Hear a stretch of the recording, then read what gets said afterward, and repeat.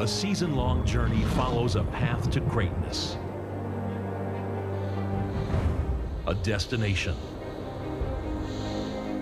A dream.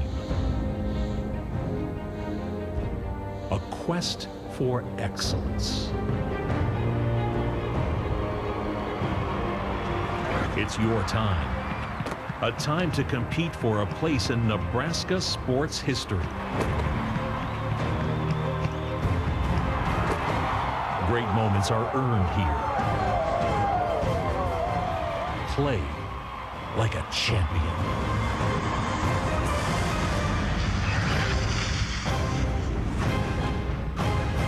Welcome to the NSAA State Football Championships on NET. NET Sports, Nebraska's home for sports, is live from Memorial Stadium in Lincoln, Nebraska for the 2012 NSAA State Football Championships. And this morning in Class C2, the Sutton Mustangs come in undefeated at 12-0, taking on the defending state champion Aquinas Catholic Monarchs, also at 12-0. And good morning, everybody. Along with Adrian Fiala, I'm Larry Putney. Good to have you with us back here today for another day of state high school football championships. We left you last night with a phenomenal finish in Class A. We think we have three more great games on tap today. We'll start with Sutton and Aquinas. And Sutton, Adrian, the newcomer here. In fact, the last time Sutton was in a state championship game, none of these players in the field were even born. 1988, 1989, champs, runner-ups in those 2 years. Yeah, none of those kids, just a twinkle in the eye at that point, Larry. So, but this is another surprise. This team last year was 4-5. This year they came back, ran the table, 12 straight wins, ranked number 1 in C2, really playing very, very well this year. They run a power option offense led by Cole Wiseman. This kid is phenomenal. He gets to the edge very, very quickly. Great outside threat, 1,700 yards on the year. He's done a great job in leading his team to 42 points per game, and this offensive line is really excellent also. Their defense, they're great up front, strong up front, allowing 11 points a game. They'll give you a lot of different looks on defense and make it very hard for Aquinas. Aquinas has a big challenge ahead of them here today. So Sutton, the newcomer, as you said, Aquinas, they've been here before. In fact, 8th trip to state for the Monarchs. More on that, we head over to Blake Lawrence and Aquinas looking for back-to-back titles. Yeah, Aquinas Catholic is led by a very stout offense and an excellent defense. Right now, they're outgaining their opponents by 385 yards to 175 yards. In the point category, 47-10 on the year. Wow. Dominant, and it's led by a guy, Landon Stauffer. Take a look at this senior. He's 6 foot, 185 pounds, a very strong kid, and you can tell because when he gets the ball, he doesn't go down. 10.5 yards per carry, 14 touchdowns on the ground in the year, and he also 23 yards per catch. So Landon Stauffer leads a team that's been here before. They're looking to do it again, and I think that Sutton has some good things to show, but this defense for Aquinas Catholic is going to be very impressive today. So 2 undefeated teams, both come in at 12-0, both obviously looking for a title. For more on that, we go down to the field to Brandon Axelman. Brandon. Guys, these teams have 2 completely different philosophies when it comes to special teams, particularly after scoring the touchdown. Sutton, they haven't even attempted an extra point all year. They always go for 2. In fact, they've actually converted on the 2-point conversion 73% of the time. On the other hand, Aquinas, they kick the extra point. They'll play the field position game. They'll kick a field goal if they're in the range. Landon Stauffer, their kicker, actually has made 47 of 54 attempts. So it definitely could come down to these extra point conversions, whether Sutton converts on those 2-pointers or they make those extra point attempts. Could be a close game, guys. All right, thanks very much, Brandon. We are ready to go here at Memorial Stadium. Another terrific day, another great crowd here on hand at Memorial Stadium for the Class C2 State Championship. This is the first of 3 state championships which will be contested today. Yesterday, we checked off on D1, D2, phenomenal finish in Class A last night. Today, Class C2, C1, and then we'll finish today in Class B. So should have some great competition today, beginning here with Aquinas and Sutton. And there is something to that. Aquinas has been here. Sutton hasn't been here in more than 23 years. You bet, Larry. Experience is always a key factor in whatever you do, especially when you're talking about this situation. So they do indeed have a little bit of an advantage there, but Sutton, don't count them out. This is a tough, hard-nosed football team. As their coach calls them, we're a bunch of meat and potatoes guys. So they're going to be ready to go, no doubt about that. Well, the one thing you got to look at is the defensive comparison. Both these teams are keeping their opponents under 200 yards per game, and that is no small task at this level of football. So congratulations to the defenses. They'll be battling out today. Should be a good one here. The Sutton Mustangs 12-0. Aquinas Monarchs, they come in at 12-0. Aquinas Catholic, in getting here, had to win a tough overtime game against Lutheran High Northeast 42-41. So they're at least prepared and have been in that tough game. Sutton has really cruised its way here. Their closest game in the playoffs was also in the semifinal. They knocked off Donovan Trumbull 36-18, but having been in that tough situation and knowing you can come through, also a check on the side of the Aquinas Catholic team. And you take a look at the numbers in terms of defense that Aquinas has given up. This is a pretty salty defense also, Larry. 10 points, as I think Blake just mentioned a moment ago. But take a look at their scores. In 9 of their 12 games, they gave up 7 points or less on the season.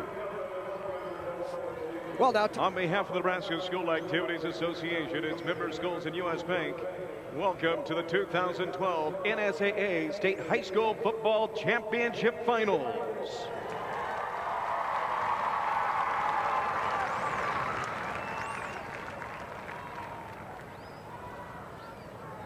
Today, it's a Class C2 championship game between the Sutton Mustangs and the Aquinas Catholic Monarchs. Now, here are the introduction of the players and the coaches. First, for the Mustangs of Sutton High School.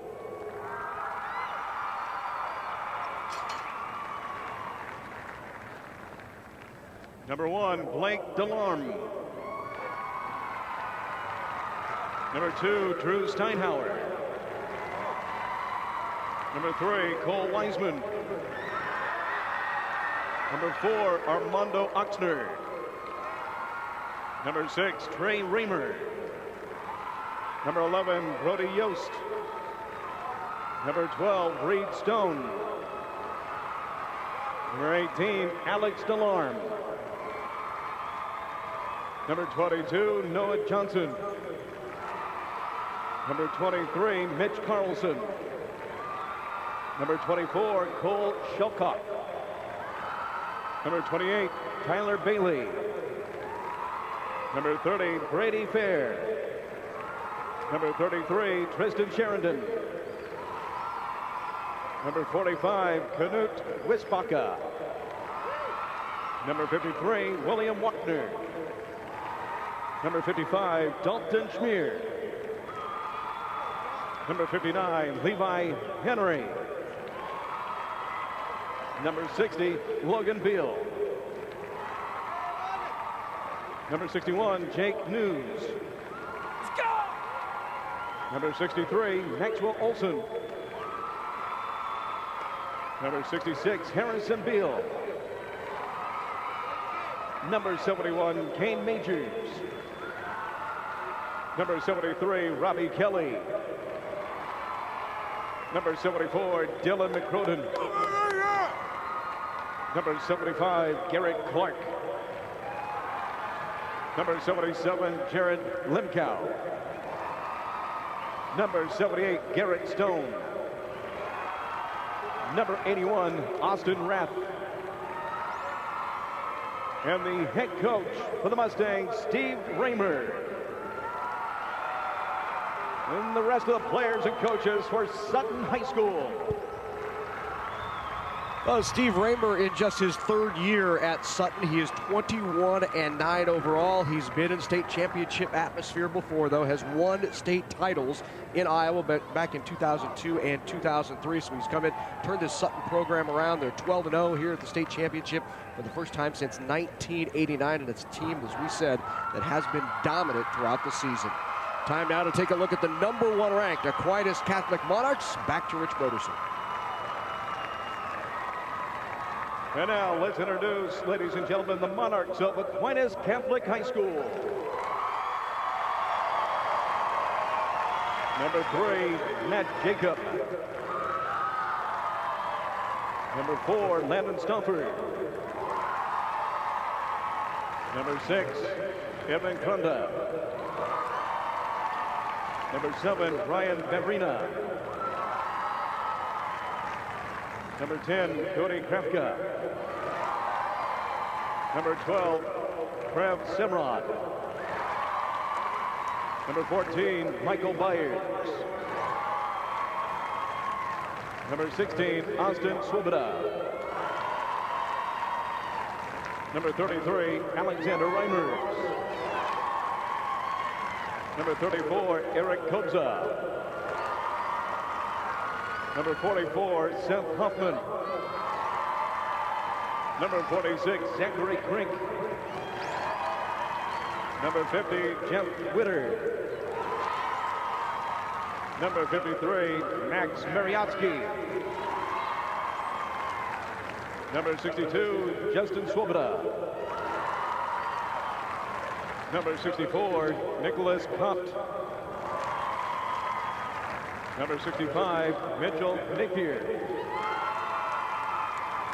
Number 68, James Burch. Number 73, Alan Helfiker. Number 74, Preston Smith. Number 75, Brevin Steger.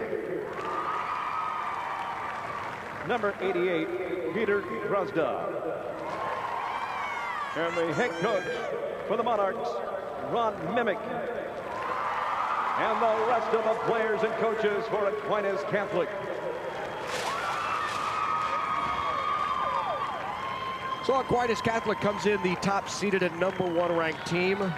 Ron Mimick has certainly been here before, 23 years, 190 and 57 in his career. Previous stops at St. Cecilia. He was at Stewart for a while. As an outstanding team, outstanding coaching staff, and back here for the second consecutive year, looking for their second straight state championship. So here is where these two teams reside. Obviously Aquinas from David City Aquinas Catholic, 12-0. Sutton and the Mustangs also coming in at 12-0. How did they get here? We mentioned it previously. Let's take a look at the brackets. And you see Aquinas Catholic in the semis knocked off Lutheran High. That was their tough game, 42-41. Sutton had no trouble getting here over Donovan Trumbull, 36-18. Back to Rich Broderson. Ladies and gentlemen, will you please rise? Gentlemen, please remove your caps as we honor our great nation this morning. To sing our national anthem, please welcome the Pawnee City High School Girls Duet, including Carly Cabrera and Paige Freeman.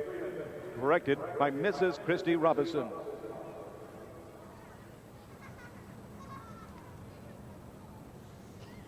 Oh, say, can you see by the dawn's early light what so proudly we hailed at the twilight's last gleaming, whose broad stripes and bright stars through the perilous fight o'er the ramparts we watched were so gallantly streaming, and the rockets' red glare, the bombs bursting in air, gave proof through the night that our flag was still there. Oh, say does that star-spangled banner yet wave o'er the land of the free and the home of the brave. And a great job by the Pawnee City High School Girls Duet. We are about ready for football at Memorial Stadium. Class C state championship coming your way. Aquinas and Sutton when we come back.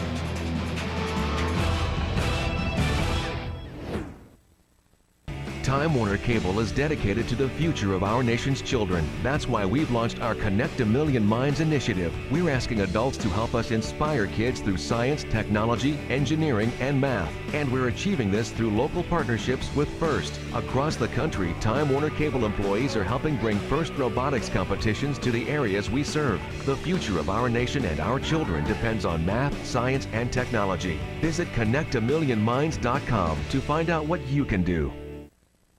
I know he's not talking yet, but I know what he wants.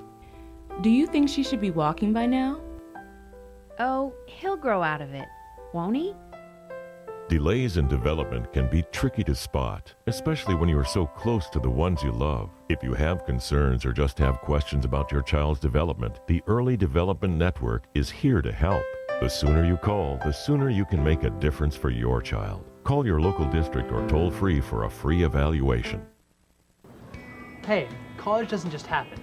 There's a few things you need to do to find the school that's the right fit for you. Yeah, like thinking about your career interests and then researching colleges that fit those interests. And going to college fairs and talking with college representatives that visit your school.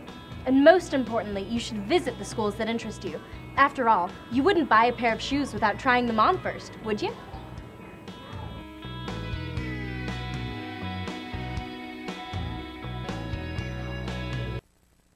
Next time on the Dust Bowl. Grasshoppers mostly were crawling. A new plague descends on the southern plains.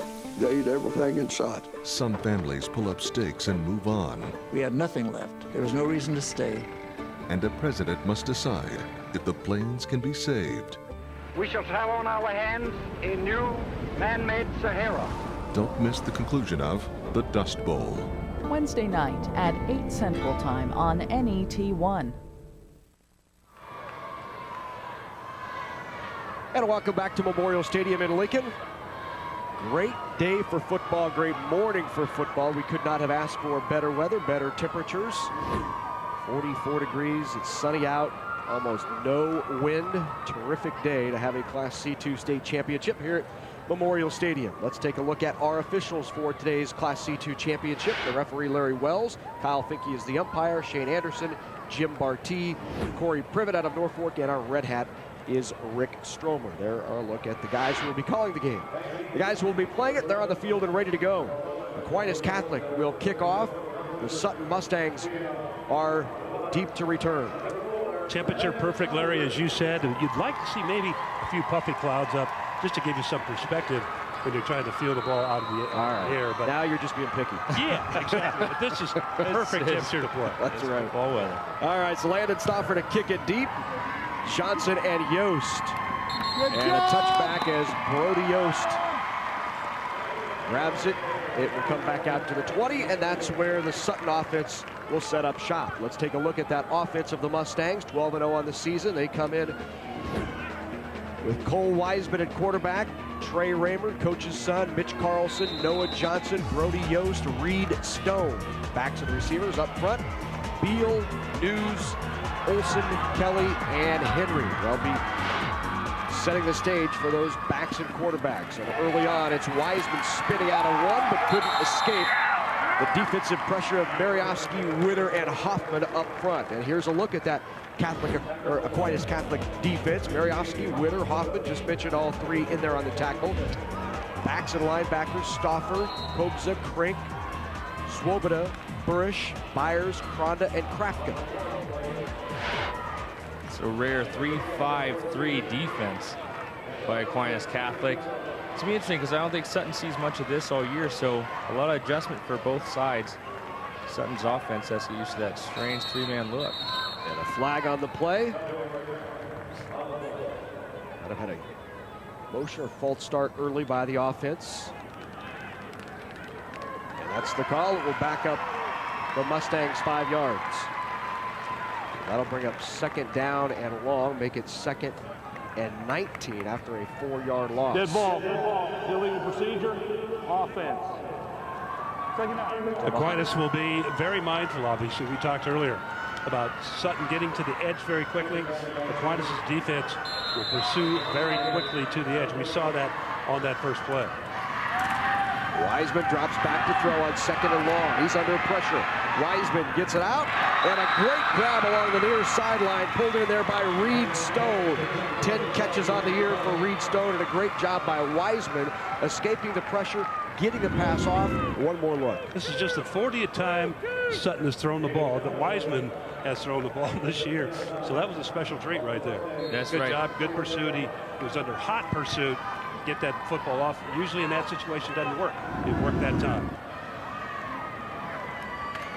Back to throw again. Wiseman under pressure, and Wiseman will be brought down.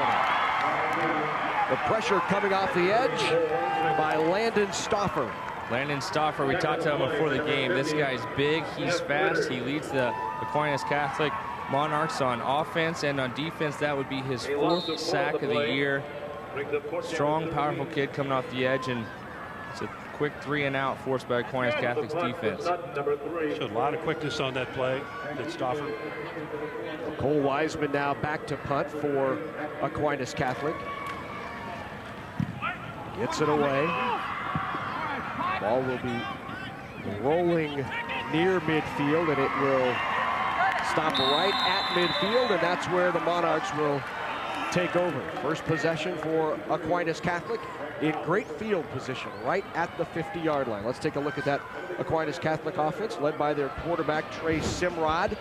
Austin Swoboda, the fullback. Holmsa is the halfback. Stauffer, also a halfback. Byers and Krafka on that backs and tight ends. Hilfiger, Smith, Berjowski, Burish, and Cup on the line.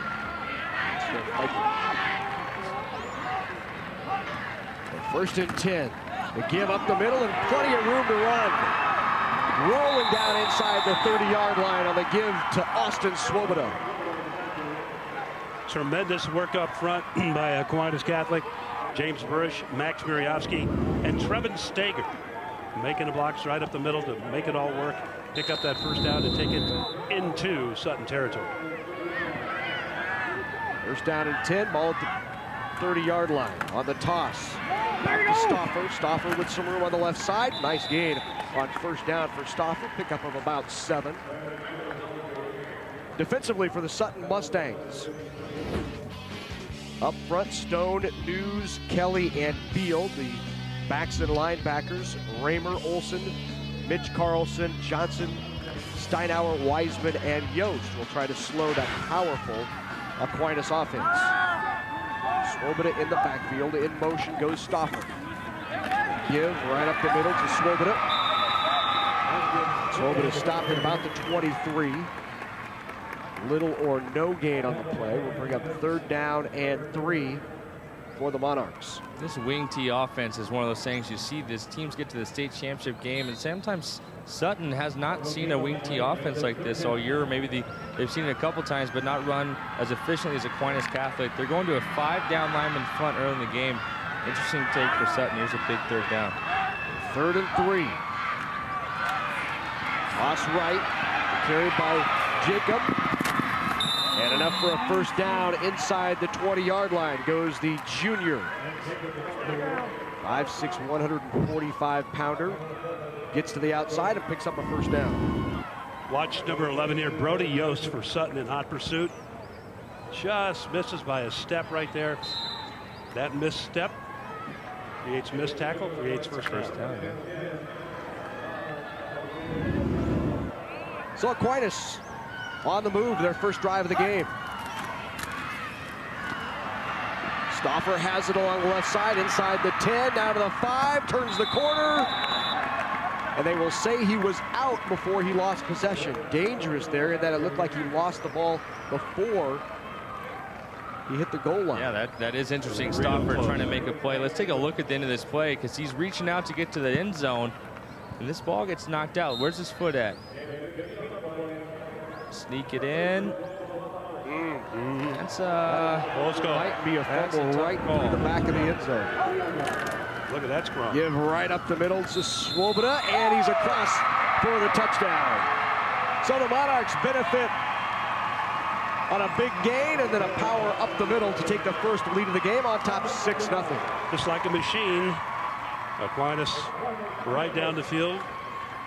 Most of that on the right on that field turf as they line it up now for the point. Landon Stauffer in to attempt the extra point.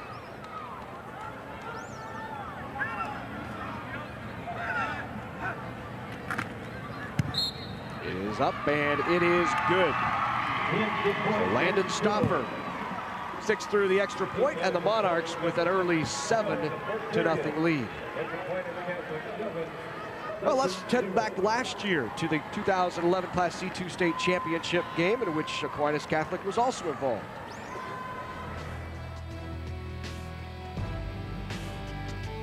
The Aquinas Monarchs completed their impressive season by defeating the Kearney Catholic Stars 27-13 in the 2011 Class C2 Championship.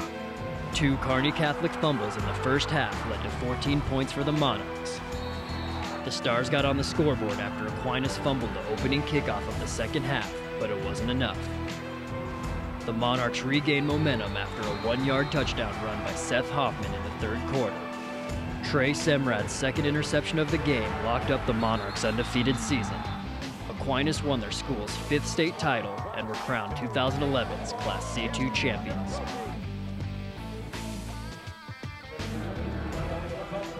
Back again in 2012 to try to make it 2 in a row for the Monarchs. Off to a good start. 7-0 lead here in the first quarter. Efficient running game, I should say, by Aquinas. That offensive lineup there, Compt, Burish, Miriowski, Steger, and Hilfiger. Tell you what, very methodical on their blocks. Very good job of running by the running backs, in particular Landon Stauffer, and 7 points on the board. Stauffer now ready to kick it deep to Yost and Johnson. Sails over the head of Brody Yost and into the end zone for another touchback. We talked about it off the top, but those special teams could be a difference for Aquinas.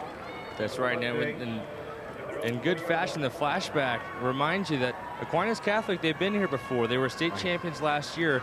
On that first drive, you could tell there's a lot of confidence for the Monarchs. They drove down, they ran it, they were cool and collected.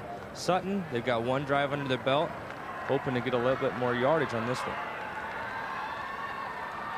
The give to the up man, Carlson. Carlson leans forward for a short gain. About a gain of 1 out to the 21-yard line, brings up 2nd down and 9. Max Miriowski on the tackle. Terrific work. Didn't move him out of there at all. He just stood his ground, took on the blocker, and then took on the tackle, knocked him dead in his tracks. Right back to the same play, and from the linebacker spot. Got Jacob in there on the tackle. Oh, we talked with head coach Steve Raymer about his quarterback, Cole Wiseman, before the game. Cole Wiseman, he's a great ball player for us. I think he has a lot of character, heart, and he's very fast. So works out well for us. So Wiseman, 1,700 plus yards on the season, 26 touchdowns. So they try to get him loose on the edge. On the reverse, given to Yost. Yost with some room.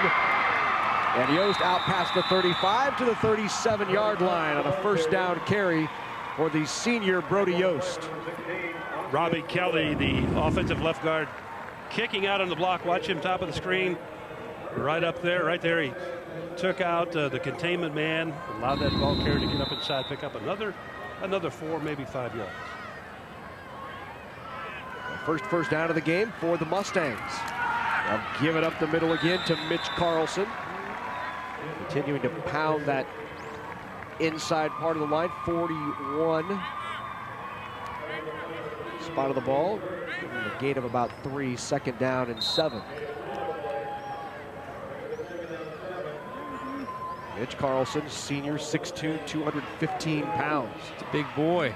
Larry, could you tackle him? No. Would you get in front of him? No. Okay. There he is again. Well, they pull it out. Nope, they did give it to him. And Carlson kept it right up the middle for another nice gain. This is about 4 yards.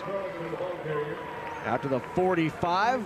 That'll bring up 2nd down and 2. Bowlers didn't tackle. Yeah, I was going to say, Larry, just get a bowling ball in your hand and throw it at it. That's right. That would take care of That's not the only way I'm going to knock it down.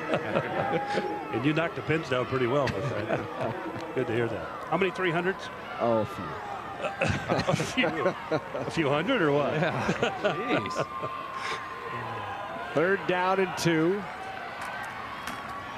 Pulled out of the belly is Wiseman, looking for the outside. Wiseman's got some room. He has the corner out around the outside. And Wiseman on the flag, may have been a face mask late on the play. Wiseman down to the 41-yard line. We just heard Sutton head coach Raymer talk about the speed of Wiseman. Look at this, is not a design play. This is an athlete making plays, state championship level. Cole Wiseman getting loose. It's nothing into something is what it is. That's right. That play was going to go left. There's the indication as far as the penalty goes. So they will call it the horse collar, and it's the personal foul variety, so that will mark up another 15 yards from the 41. But Wiseman looking to go left. It was all blocked up, Personal stopped foul. there. Horse collar on the defense. First 10. And that certainly helps that situation a lot. But then he just spun around and let's go the other way, and he used that great speed that he has to get to the edge. We talked about being a great outside threat, even on a planned play and even on a busted play, he gets the job done. You know, a lot of times, Adrian, when a team goes from a 4-5 record, as you mentioned, to this undefeated, it's because a guy steps up, starts making plays, and you can see Cole Wiseman's a playmaker for Sutton. Give up the middle, plenty of room. Busted down inside the 15-yard line. Trey Raymer, the ball carrier. Good carry by Trey Raymer. Well, just as Aquinas Catholic's offensive line continued to shine in that first drive, now the Sutton line takes over and creates a massive hole up there up front. Levi Henry, Robbie Kelly, Max Olson, Jake Noose, and Harrison Beal. Here he comes. Without the guys up front, that doesn't work so well.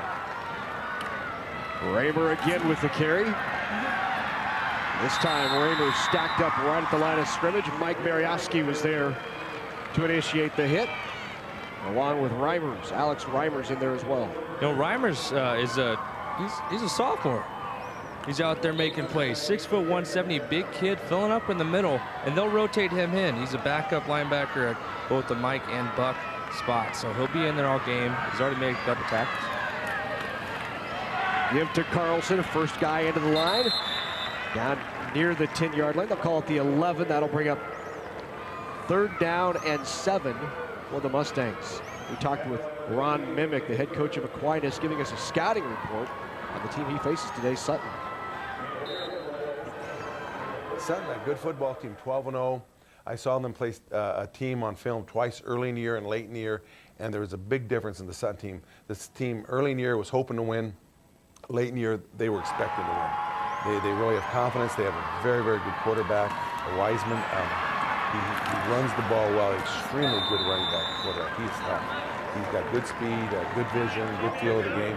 The offensive line is quick, aggressive, get off the ball really well, gets bodies on bodies, and defensively they're solid. Wiseman doing a nice job keeping his feet there, and enough for a first down. 1st and goal from the 4. You know, if Wiseman follows his lead back on that play, it's a touchdown. Just kind of lost that part of his vision, but he got the first down. Second of importance right there, but they're knocking on the door. Sutton knocking on the door. Carlson and Raymer, the keep by Wiseman, and Wiseman follows him into the end zone. Touchdown by Cole Wiseman, and the Sutton Mustangs answer the call. Brody Yost and Noah Johnson leading that play up inside for the Mustangs. Easy 6. It's good to see Sutton get on the board after the first drive going 3 and out. It's that confidence. It's the ability for them to come in. So, okay, we've had a snap. We've been in Memorial Stadium for at least 6-8 minutes now, and now they're on the board. Well, Blake, as you know, in this game and any other athletic contest, when that other team scores, it's incumbent upon you to come right back, show them you got the stuff too. They did it. They're making it a game. Now, these 2-point conversions important because Sutton does not kick extra points. They always go for the 2. And a Wiseman hit immediately. Wiseman battling down near the 1. Did he get in? No. The initial hit made back at about the 4-yard line, and Wiseman spinning, trying to get it into the end zone. 7-6, Monarchs lead on the failed 2-point try. Let's take one more look here. Good job by Aquinas to kind of stuff it up inside there, but then Wiseman almost gets in there with that extra effort. There's a lot of fight in this Sutton offense. They showed it there, but you know, Adrian, all game we might be asking, is there a kicker in Sutton? Is someone out there that can sneak out there and get it? Because you can see already it's a disadvantage to not be able to just put 1 point on the board very easily. Sutton drives down the field, but they have not tied the game. They haven't taken the lead. Obviously, it's a risk-reward type opportunity. Certainly gives that other team an advantage. I want to remind you to go to our NET Sports Facebook page right now, and you can send us your comments. Your posts will be seen right here live on the air. So log on to facebook.com/NET Sports, and you can join the conversation right here on our sports telecast. Great to have you with us and watching these state championships, so join the conversation. We'd love to see your posts on Facebook and also see them right here live on our air. Adrian, are you on Facebook right now? Are you? No. Quit Facebooking over there. What are you doing? Put that computer away. You're going to have to come visit me, Blake. Although I'm hearing now people that are just sort of going away from that because there's too much stuff coming their way. Well, there's too many grandparents out here. Well, AD. I'm not quite there yet either, so probably never will be. As a matter of fact, I never will be. Grandparents' house? We'll hook you up. Yeah, Larry. Yeah.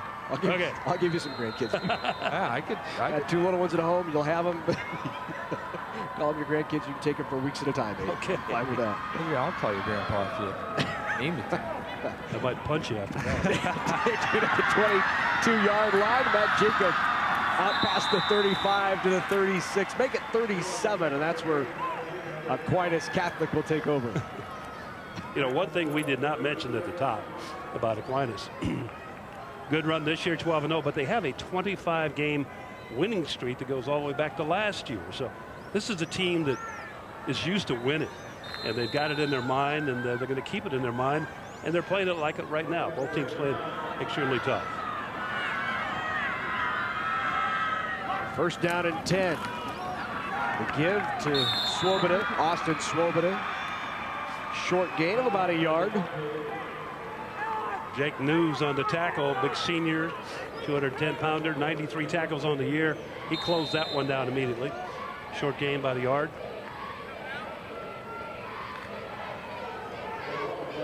Four minutes to go here in the first quarter of play. Monarchs opening drive, they went the distance and took it in for 6 and the extra point. Stopped in the backfield, shut down by that defense. Max Olson out there along with News in the first hit. Trey Raymer. It looked like Trey Raymer is out there following his dad's coaching. This is something that you see. Keep contained, seal the edge. Great job on the outside by the outside linebacker, and Trey Raymer wrapping up Stouffer, who he's a stopper. He's a hard guy to get down. You bet. He's a tough runner. Stouffer trying to get upfield, but no way, says the Sutton team. Keep by Simrod looking down the field, now under pressure. Simrod tries to escape, but there again is Jake News. And Jake News pulls him down. Well, he had Seth Hoffman, the fullback, up through the hole and then out into the flat, wide open. Just could not pick him up in time. He was there for the pass, hadn't been able to see him, but didn't happen that way, and it creates the punt. News with back-to-back plays. Good job for their interior lineman. Landon Stouffer kicks it away. Bobbled and handed off from Johnson back to Yost, and Yost hit immediately at the 23-yard line. I'll tell you guys, was that a plan? Yeah, you think it was. You think so? Yeah. Wow. Bobble there, and then if not, it was spoiled their plan. Timely and coincidental. That's right. Well, this Aquinas Catholic team, they are very stout on special teams, and that just goes to show you don't win 25 games in a row, Adrian, unless you have a very disciplined all three components of the game: offense, defense, and special teams. Huge stop by Sutton there, though. Tough bunch. First and 10 from the 23. Here's Wiseman again. And now this Sutton Mustang offense is starting to get its groove. Wiseman with a nice carry on first down. I'll call it a gain of 8, second down and 2. Once again, taking that football over that left side. Henry over there, Robbie Kelly over there. Both seniors, both pretty good size. Kelly in particular, 240 pounds, just 5'8". They give to Raymer. Raymer with some room inside. Raymer out near the 40-yard line. Finally stopped by the quarterback, Michael Byers. Just a typical lead play here. Great block there by the fullback, Mitch Carlson. And Trey Raymer making plays on defense, getting the first down on offense. Sutton, they're rolling right now in the first quarter here. 2 minutes left in the first. First and 10. Quick give to Carlson, who falls forward for about a yard. Interior line, including James Burrish. Well, we talked with Steve Raymer about the strengths of this Mustang offense.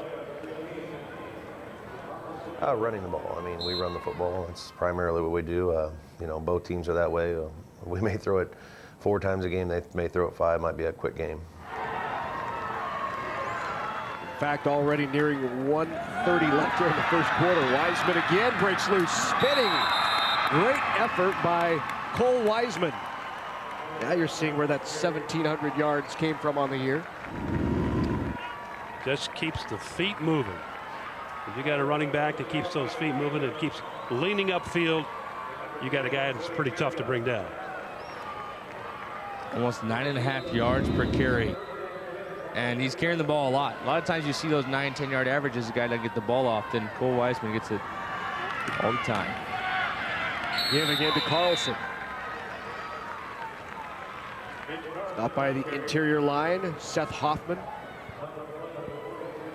Krink was there as well, Zach Krink. 2nd down and 8 for the Mustangs. Their second venture into Aquinas territory. Pulled out by Weisman. He's got room again. Weisman spins out of one tackle and finally drugged down by Byers down to the 36-yard line. Gain of 13 on the play. The kid is just a flash. Tremendous speed, slashing runner.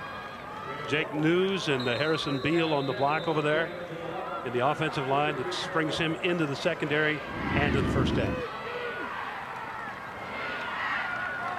After that first drive where they lost 9 yards in the first 2 plays, this Sutton offense has got going. Once again, it's Carlson on the carry. You know, Adrian, you look at a 3-5 defense. You got 5 linebackers out there, which is a very challenging task for Sutton to adjust their blocks to the linebacker level. But these linebackers, if they take a misstep, especially on these zone reads, that could put them out of position. And I think Sutton has noticed that. To try to take advantage of it, sometimes you use that speed and quickness of the other team against them, and that's what evidently they're trying to do. Well, a quick first quarter here in the Class C2 State Championship. It's Aquinas Catholic on top on the strength of the extra point. 7-6 Monarchs on top of the Mustangs.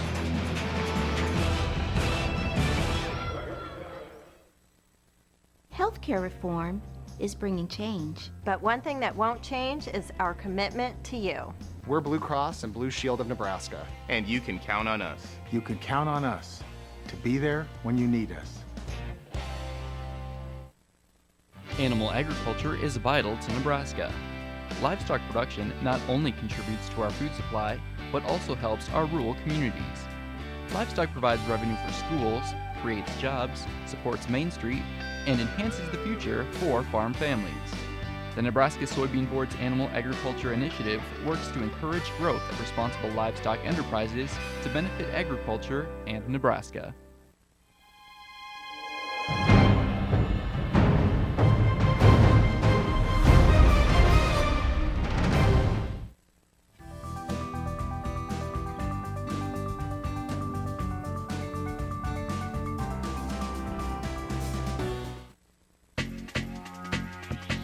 NET Sports coverage of the 2012 NSAA Football Championships are brought to you in part by the Nebraska Public Power District, applauding the dedication, teamwork, and sportsmanship of Nebraska's high school athletes. By the Nebraska Soybean Board, encouraging the use of renewable biodiesel fuels for a healthier environment. For information, nebraskasoybeans.org. By Time Warner Cable, inspiring young people to build the skills they need in science, technology, engineering, and math to become the problem solvers of tomorrow. And by the Nebraska Department of Health and Human Services, reminding you that a concussion is a brain injury. For information, go to dhhs.ne.gov/concussions. Ready to go here in the second quarter of play, 2nd down and 6. And you take a look at the rushing yards. Sutton, 101, Aquinas, 50. Certainly the time of possession as well, heavily weighted on the Sutton side. Sutton has it to start here, and there goes Weisman again, following the blocker up into the hole. Down to the 25, make it 24-yard line. On 2nd down and 6, a gain of 7, enough for a first down. You know, Larry, you talked about the time of possession in the first quarter and the rushing yards. Looking at Aquinas Catholic's first drive on the day, I thought Aquinas Catholic was going to dominate. They stopped Sutton very easily on Sutton's first offensive possession, but since that possession where Aquinas Catholic scored, it's been all Sutton. Last 2 pass plays. Right. I think Sutton threw the ball twice and didn't quite work out the way doing that they wanted it, so they're just going back to bread and butter. Toss out to Johnson. Here's Noah Johnson with the carry. just stepped out of bounds at about looks like the 18-yard line. So a nice gain on first down. Coach Raymer has said, I think mentioned earlier, we're meat and potatoes. He also said, we're not trying to disguise anything. We're going to run it. We're going to show it. You stop it. That's what they're doing right now. They're just running the option. You just got to go ahead and stop it. Kind of like Nebraska in the heydays. Used to run that option. Say, here it comes, guys. Just stop it. Pulling out again, and Wiseman looking for the corner. Doesn't get it. Nice job of setting the edge there by the linebacker, Austin Swoboda. Swoboda with the tackle. 96 times this year, Larry, he has made a tackle. Second leading tackler on the ball club. 5 sacks on the year and a couple of interceptions. So Austin Swoboda, very effective team member for Aquinas Catholic. Third down. The give up the middle. And Carlson pounds into the defensive secondary. And Carlson enough for a first down. Boy, I tell you, Mitch Carlson, 6'2", 215. When he gets going, it's hard to stop him. Look at the collision here. This is good. That's good. It's good hitting weather, and the hitting is good. I'll tell you that. Grafka checking the chin straps after that one. Bring back some memories, Blake. Oh, man. Inside the 10, first and goal. Good push down inside the 5-yard line by Trey Raymer. Raymer with 1,200 plus yards on the season and 14 touchdowns. In that running back spot. Sometimes when you see that, what I call bloody nose football, don't like to see it a lot, but a little kind of gets that edge back to you. Give once again. Mitch Carlson, who spins and continues to churn down near the 2-yard line. It'll bring up third down and goal to go for the Mustangs. Got a lost helmet here. That player will come out of the game for one play at least. Mustangs with 2 plays now to get 2 yards. Aquinas Catholic is not in this situation very often. They've only allowed, on average, 10 points a game this year. They're backed up on their own 2-yard line. Against the Sutton offense, it has found their rhythm. They've moved the ball every play on this drive. And a flag on the play, and that just may back them up another 5.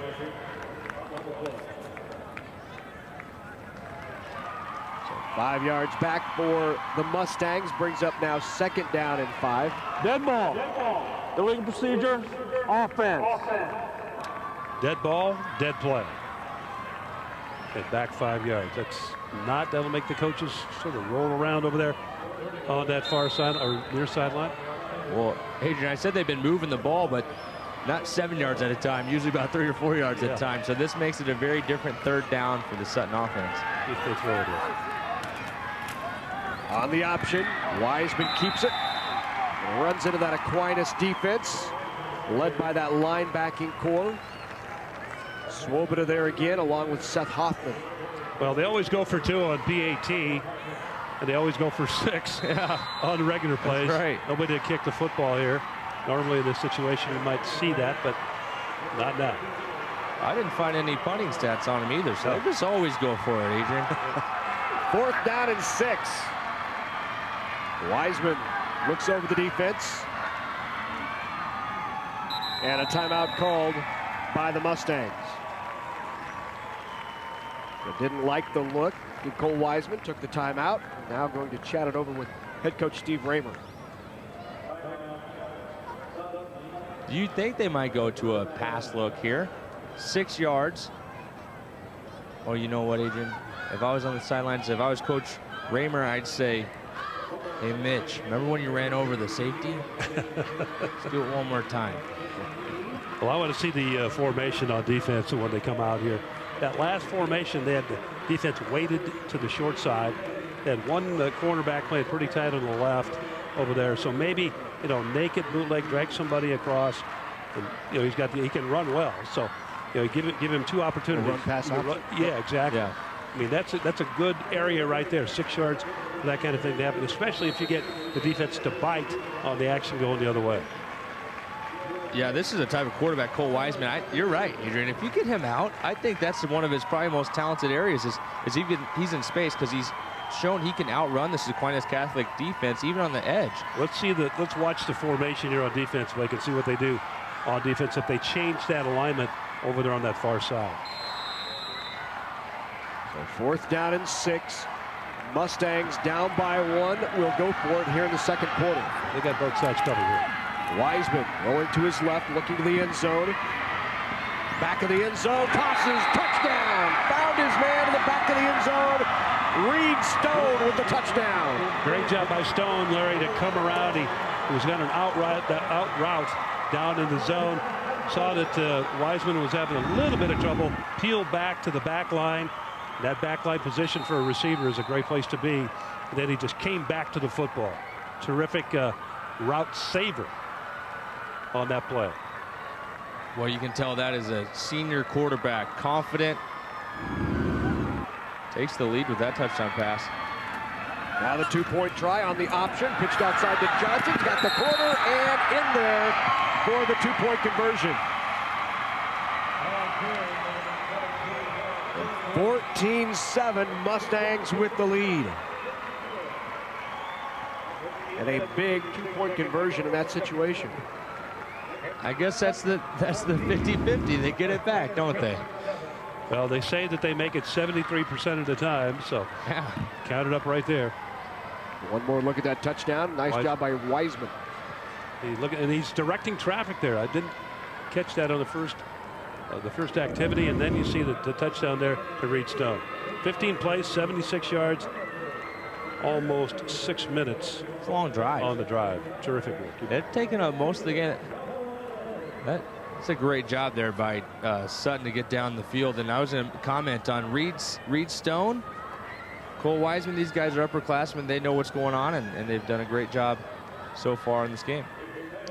Well, time now for our NSAA championship trivia. Be the first person to email the correct answer to sports@netnebraska.org, and you'll win a Big Red Wrap-Up t-shirt, size extra large, and this Wrap-Up logo mug. Our trivia question is, who holds the NSAA Class C2 playoff record for the longest interception return in a game? First correct email to sports@netnebraska.org will win the Big Red Wrap-Up t-shirt and a logo mug. And remember, only one winner per household during the 2012 championships. You got to go back more than 30 years to pick this one up. One more clue, very famous name in Nebraska high school athletics, but not associated with football. Well, Sutton does have a kicker. Reed Stone. Oh, man. He just caught the touchdown pass. Now he's going to turn around and boot it. Here we go. A line drive by Reed Stone out of bounds, and that will give the ball to Aquinas Catholic at the 35-yard line. Let's go down to the field to Brandon Axel. Brandon.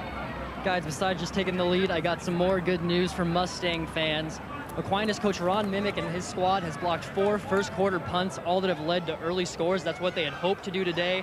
They obviously weren't able to do that. They had the first 3 and out, but since the Sutton offense has been a machine and has been moving well, the Mustangs got the defending champs back on the ropes a little bit, and we'll see what happens for the rest of this half.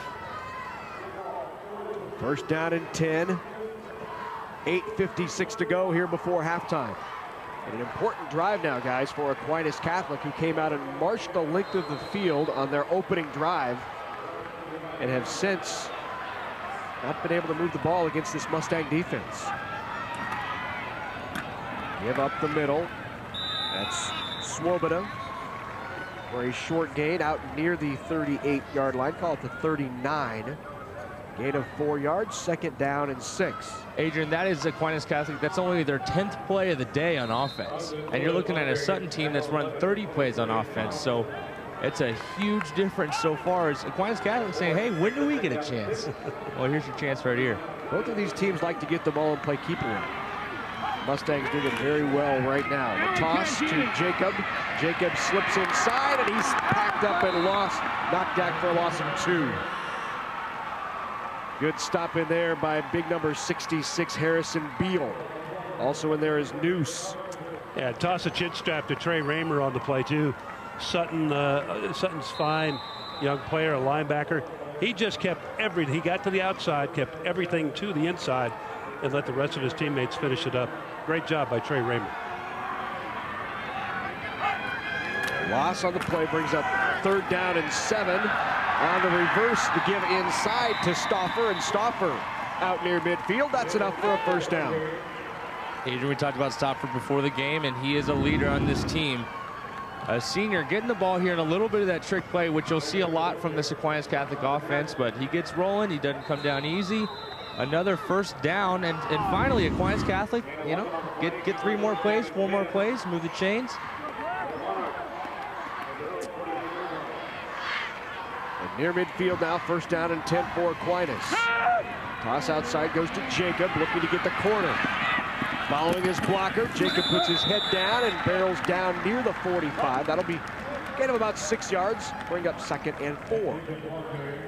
You see the edge was set there, Adrian? Yep, indeed it was, and edge set. And then guess who made the tackle? Who snuck out there? Cole Wiseman.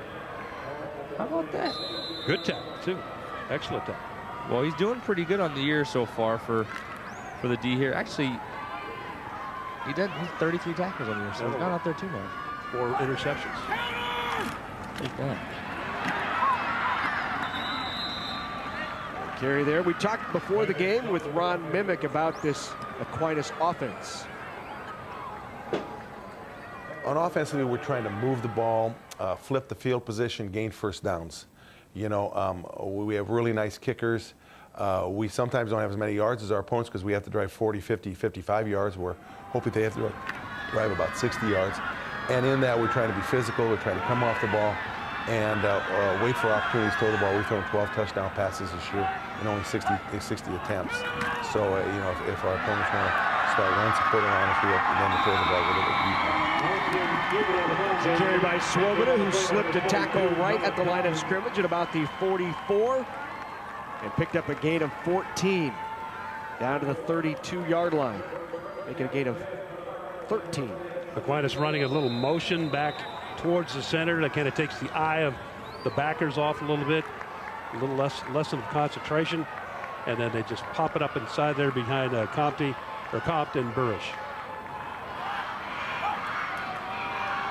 Give inside again, Swoboda. Stopped by Noose and Kelly on the inside. You know, Aquinas Catholic right now, you could say they're in scoring range because they got a kicker that can kick the ball in Landon Stauffer, and on the year he's got a long of 45 yards. So they're within his range right now, and they're probably looking for 6. Oh, yeah.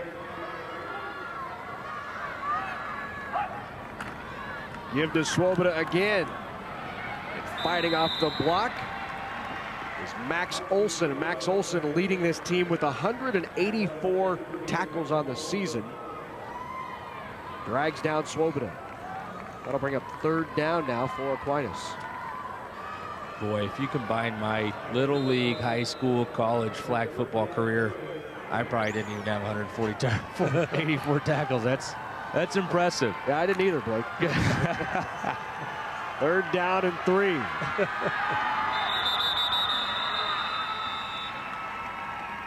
And a timeout called by the Monarchs. So Ron Mimick, in his 23rd year at Aquinas Catholic, will bring his offense to the sideline and talk about this important 3rd down here with 5:20 to go before half. Finally, the Monarchs get a chance to get the ball back and get a drive put together. Previous 2, they had stalled out thanks to that Mustang defense. Pretty methodical on this drive here. The last 3 plays they have run are pretty much the same play, twice to the left, once to the right, with that motion, and then just to play off tackle, but very, very methodical. Well, this Thursday on NET, Standing Bear's Footsteps, a production of NET Television, tells the story of a remarkable journey of legendary warrior chief Standing Bear of the Ponca Nation, who fought injustice not with guns and arrows, but with words. Standing Bear's Footsteps will air Thursday night, 9 Central, on NET1 and NET HD. Second quarter here of the Class C2 State Championship. The Sutton Mustangs came in ranked number 5 in the state. Aquinas Catholic number 1. And it's the Mustangs with the lead here in the second quarter, 14-7. Big third down here for Aquinas Catholic offense. Have to convert to keep the drive alive.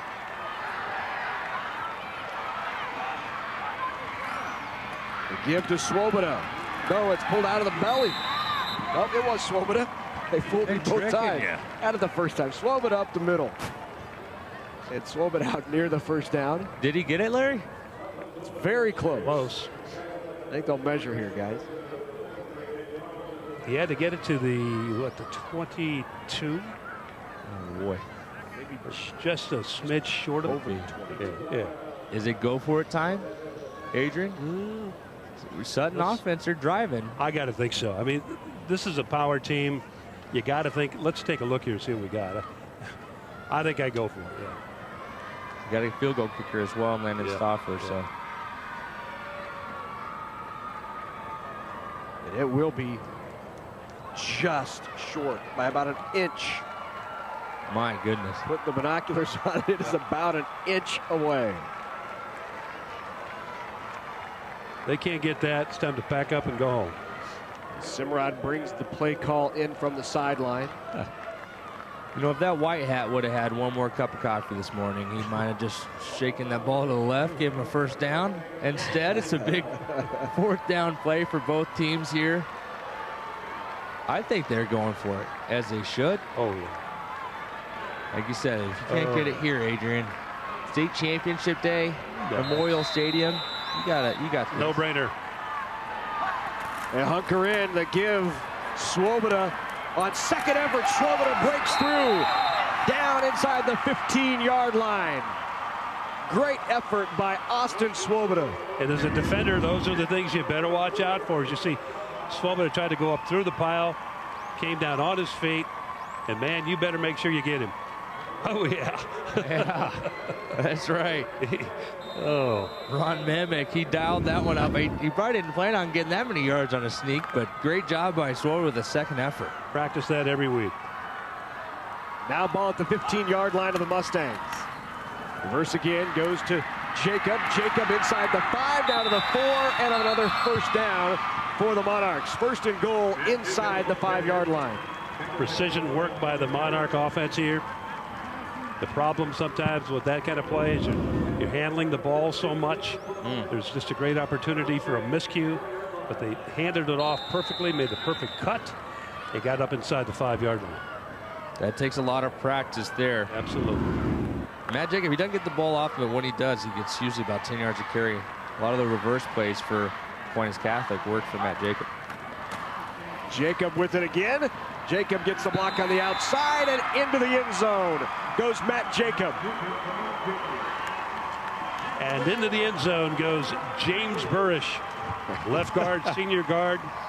Man. Leading that play up inside, clearing the path. He looked like he was plowing snow in the middle of January right there. Incredible work. Landon Stauffer in for the extra point try.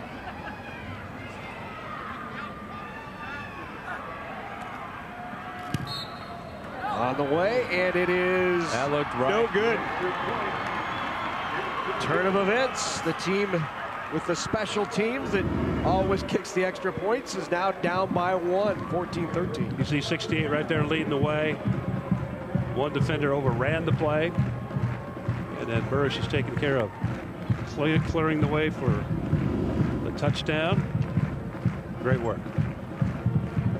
Well, that mixed extra point, that's going to sneak back as well. I mean, Sutton, they're going for 2 every time, and if you got to get that 1 because it's a guarantee, and it almost is a guarantee. Aquinas Catholic, Landon Stauffer, he's 90% on the year. He's only missed 6. That's his 7th PAT miss, and we'll be searching for that point. I'm telling you, this is going to be a close game. Both teams are exchanging long drives and touchdowns. For Aquinas, 12 plays, 65 yards, 4 minutes and about 28 seconds on that drive. Again, very methodical, very strong, well blocked up front. I want to remind you, Big Red Wrap-Up won't be seen at its regular time tonight due to the NSAA Football Championships. Instead, the wrap-up can be seen tomorrow night with special guest Mike Babcock from Hale Varsity along with Sean Callahan on Husker Recruiting. Plus, we're going to look ahead to Friday's game with the Hawkeyes, so join us. Big Red Wrap-Up, not tonight, but tomorrow night, 7 Central right here on NET1 and NET HD. What are you guys thinking about Iowa this year? Not much, eh? Oh, boy. There you go. Blake, how about you? Hey, where's Iowa at? They haven't showed up on a... Careful. Yeah, well, you know what? They are just a down year, and it happens sometimes. We've been there. But what one game would make their season? This one. Right. Absolutely. At home. At home. National television. Yep, it's a scary one. Great crowd. Kick goes into the end zone on the touchback, and that's where Sutton will take over then at the 20. Yeah, I think it's a scary game on Friday. It's kind of a trap game. If our guys are ready, I think Nebraska's ready. I think it's okay. We'll take care of business. But got to be ready. Got to go. We'll be breaking it down tomorrow. That's right. Should be good. Little Thanksgiving Day Big Red Wrap-Up special. Have a turkey on set, I'm sure. So back comes the Sutton Mustang offense. The give again to Mitch Carlson up the middle. Carlson again out to the 25.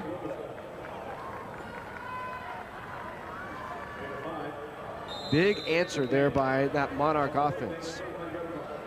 Both of these teams just plodding away, getting the ball and pounding away. Quick first half here. 4 minutes to go before halftime. Carlson again. Plenty of room in the middle. And Carlson carrying 4 tacklers outside the 35 to the 36-yard line.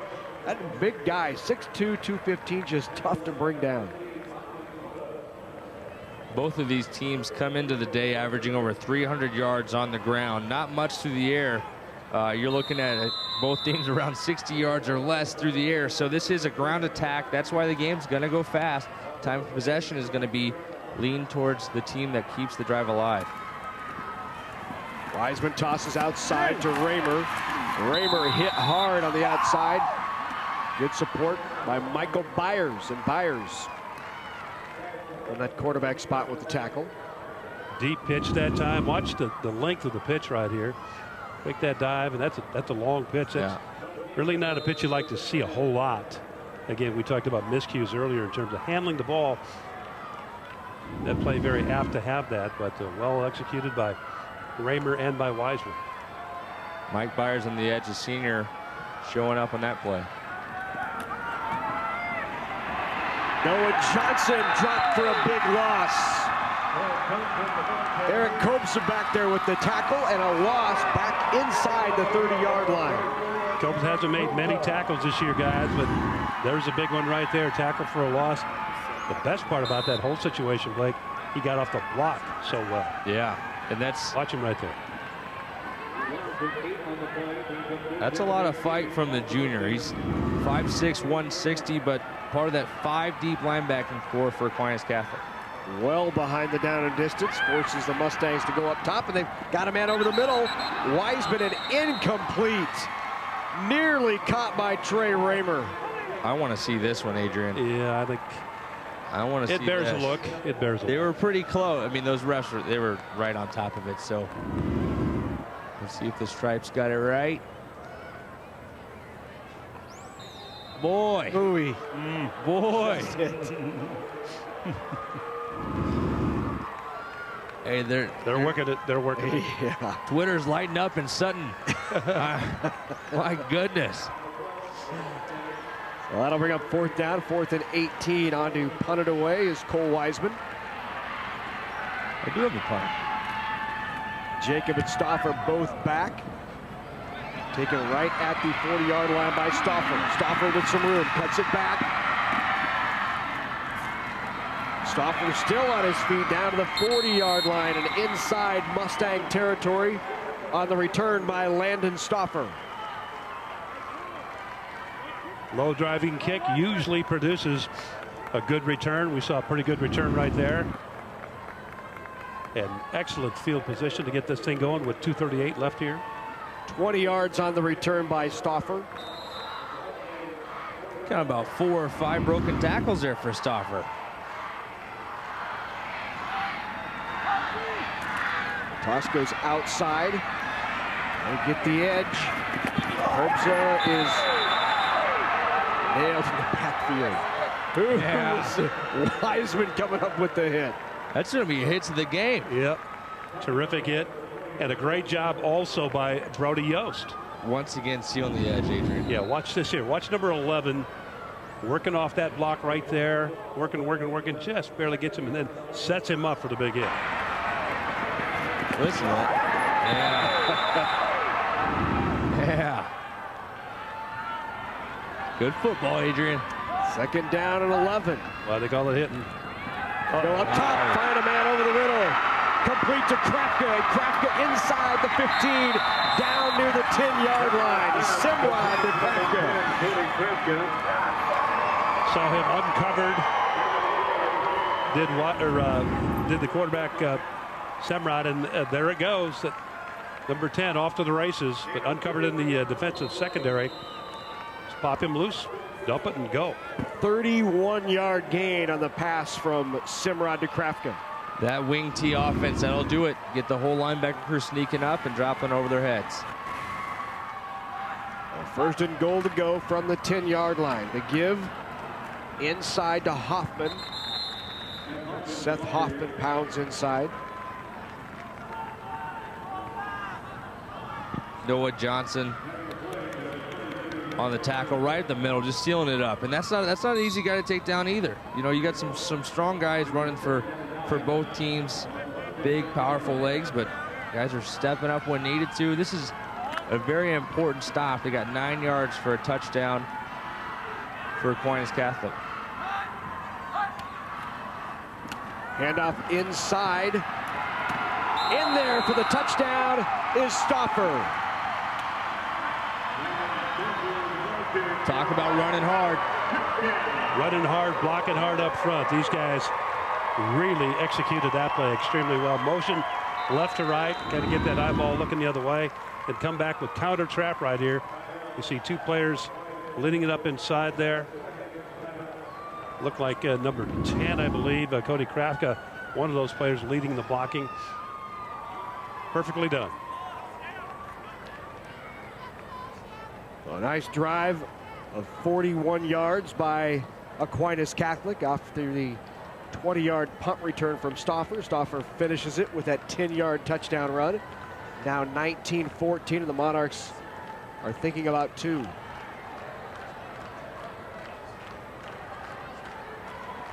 Less than a minute to play in the first half, and we've seen a lot of scoring, a lot of running, a lot of momentum swings. Right now, you'd say Aquinas Catholic got it all the way back, and it starts with this play right here. That's another one of those misdirection plays. Adrian, as a linebacker, sometimes your head's swiveling. They just threw it behind you, so you're thinking it's going to be a pass over your head, and then they do a quick reverse here, and then you got to tackle a big guy like Landon Stauffer and avoid the blocks by this Aquinas Catholic offensive line. Like I said earlier, just very, very well executed, both the pass play to get the ball down there close to the goal line, and then this counter trap coming back. The Krafka leads up inside, gets the block, puts the touchdown in the end zone by Stauffer. So the 2-point try by the Monarchs. Drops back to throw, looks to the end zone. Caught by Stauffer and in for the touchdown. Landon Stauffer with the 2-point conversion. And now on top, 21-14. That was a great throw. Absolutely. They needed those 2 points. Look at this throw. This comes out the hands perfectly. The only spot to catch it is for Landon Stauffer. Trev Simrod been throwing through the old tire in the backyard, AD. Indeed, you know, all those years of doing that, Blake, always pay off, and we saw it right there. But well done, well done. Very good drive. 4 plays, 40 yards, minute 44. That's quick. Great looking drive. Every time they got behind the down and distance, they made a big play. Big play on the drive from Simrod to Krafka, the 31-yard completion from the 40 down to the 10-yard line. Krafka's 9th catch of the year puts him over 100 yards receiving on the year. Big. But Adrian, I'm going to give you a little history lesson. When I was in high school, we played a team called in Hutchinson down in Kansas, and they ran this wing T offense. And that pass play is a great example of how they just lull you. They lull you to sleep, then they hit you with a big play. This is what Aquinas Catholic wants to do. They want to get everyone sucked up in the middle and drop it over the head with a pass, or maybe sweep to the outside. That drive showed a lot of those plays that really keep defenses on their toes against the wing T offense. You know, Blake, it's a lot of what Oklahoma used to do. They'd run that wishbone offense and just time after time after time, and all of a sudden, boom, they hit you with a pass play. So. Once again, Stauffer takes the kick into the end zone for the touchback. Mustangs will have it at the 20.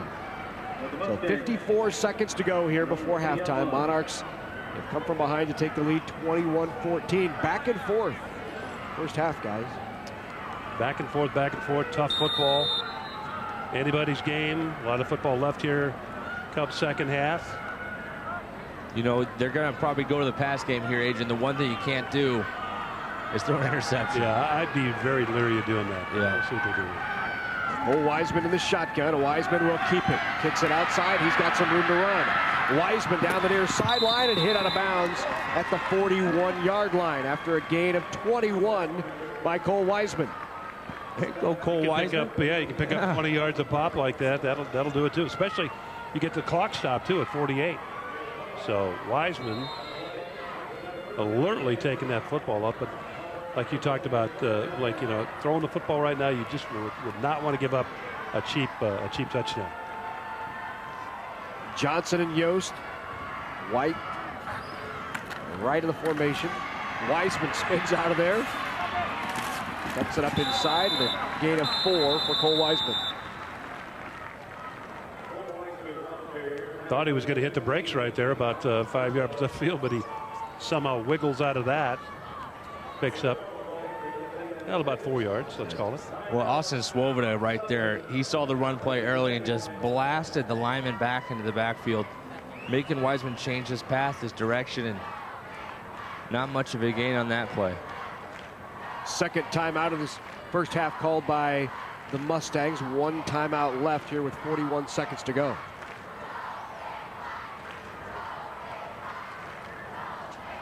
Well, if you'd like a copy or a DVD of this game or any of the NSAA football or volleyball championships, go to netnebraska.org/sports, or you can give us a call at 800-868-1868. Order your DVD. It's only $19.95 plus shipping and handling, so be sure to specify when you call the year, the sport, and the school, as well as the class when you're ordering. It's a lasting memory. You'll have these memories of state championship action for years to come for the entire family. Also, not a bad Christmas gift. So jump online and order your DVD copy of the state championships today. It might even work as a stocking stuffer, I would think, wouldn't you? I'm getting Cole. Second down and 6. Wiseman goes up top down the field and over the outstretched arms of Michael Byers, who was in good position.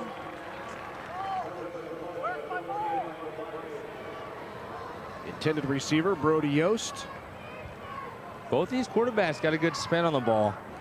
For quarterbacks that don't rely on their arm too often to get first downs or points, when needed, they can get out there, but it's just a consistency thing, Adrian. They're not in this situation very often. 35 seconds to go. Third down and 6 for Sutton. And motion, that'll back Sutton up 5. Like I said, not in this situation very often. You just can't come and run it and think it's going to work all that well. You try to make it work that well, obviously, but illegal procedure. You're not working on it all week in practice. Third down. That's a problem. And the illegal procedure penalty backs them up 5 yards back to the 40, brings up third down and 11. Larry, that's their third penalty on the day. 5 yards each time, so they're not hurting themselves too bad, but still, that's in a close game like this, every yard counts. Important to pick up the first down to keep the drive alive, even with 35 seconds left. Third and long. Wiseman keeps out to the 44. And a timeout called by Aquinas. So Aquinas would like to force the punt and have one more chance at it with 28 seconds to go.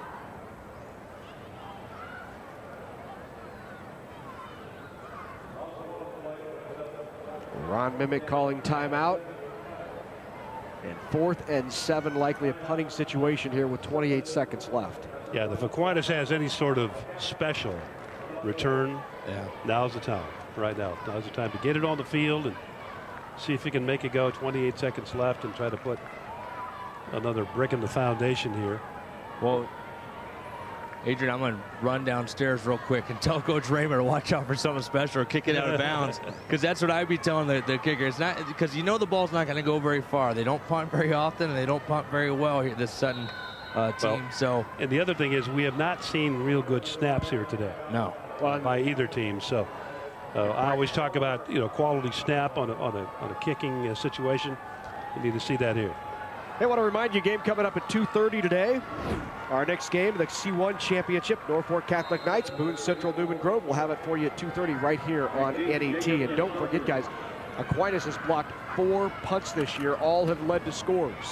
And nearly got a piece of it. Rattled off and jumping out of the way. The last second was Stauffer. And it rolls inside the 20-yard line as time continues to tick away down inside 14 seconds to go. And that was a bad snap. It was a high snap. Wiseman had to go up to get it.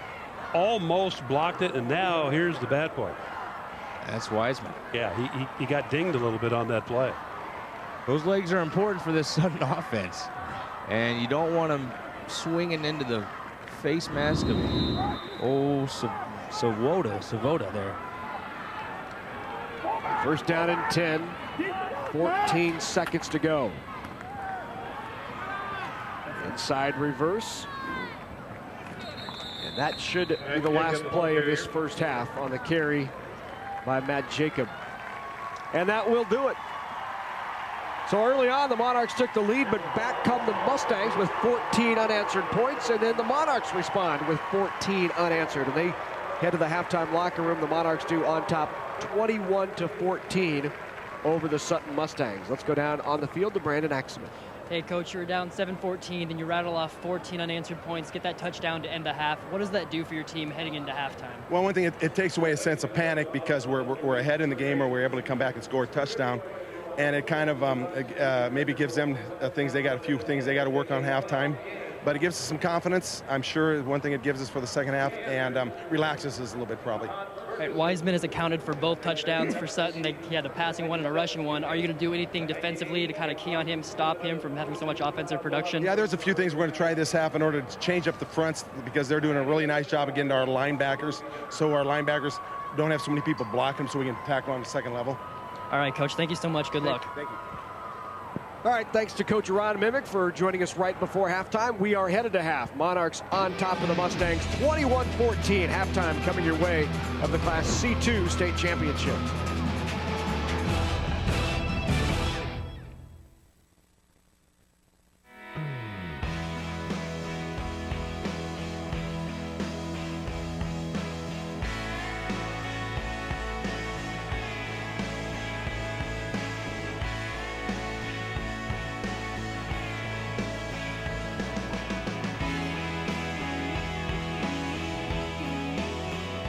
Get involved in high school activities.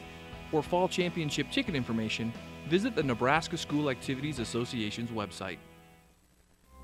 We'd like to say we have the good life in our state, and for more than 40 years, Nebraska Public Power District has kept the good life running smoothly for Nebraskans.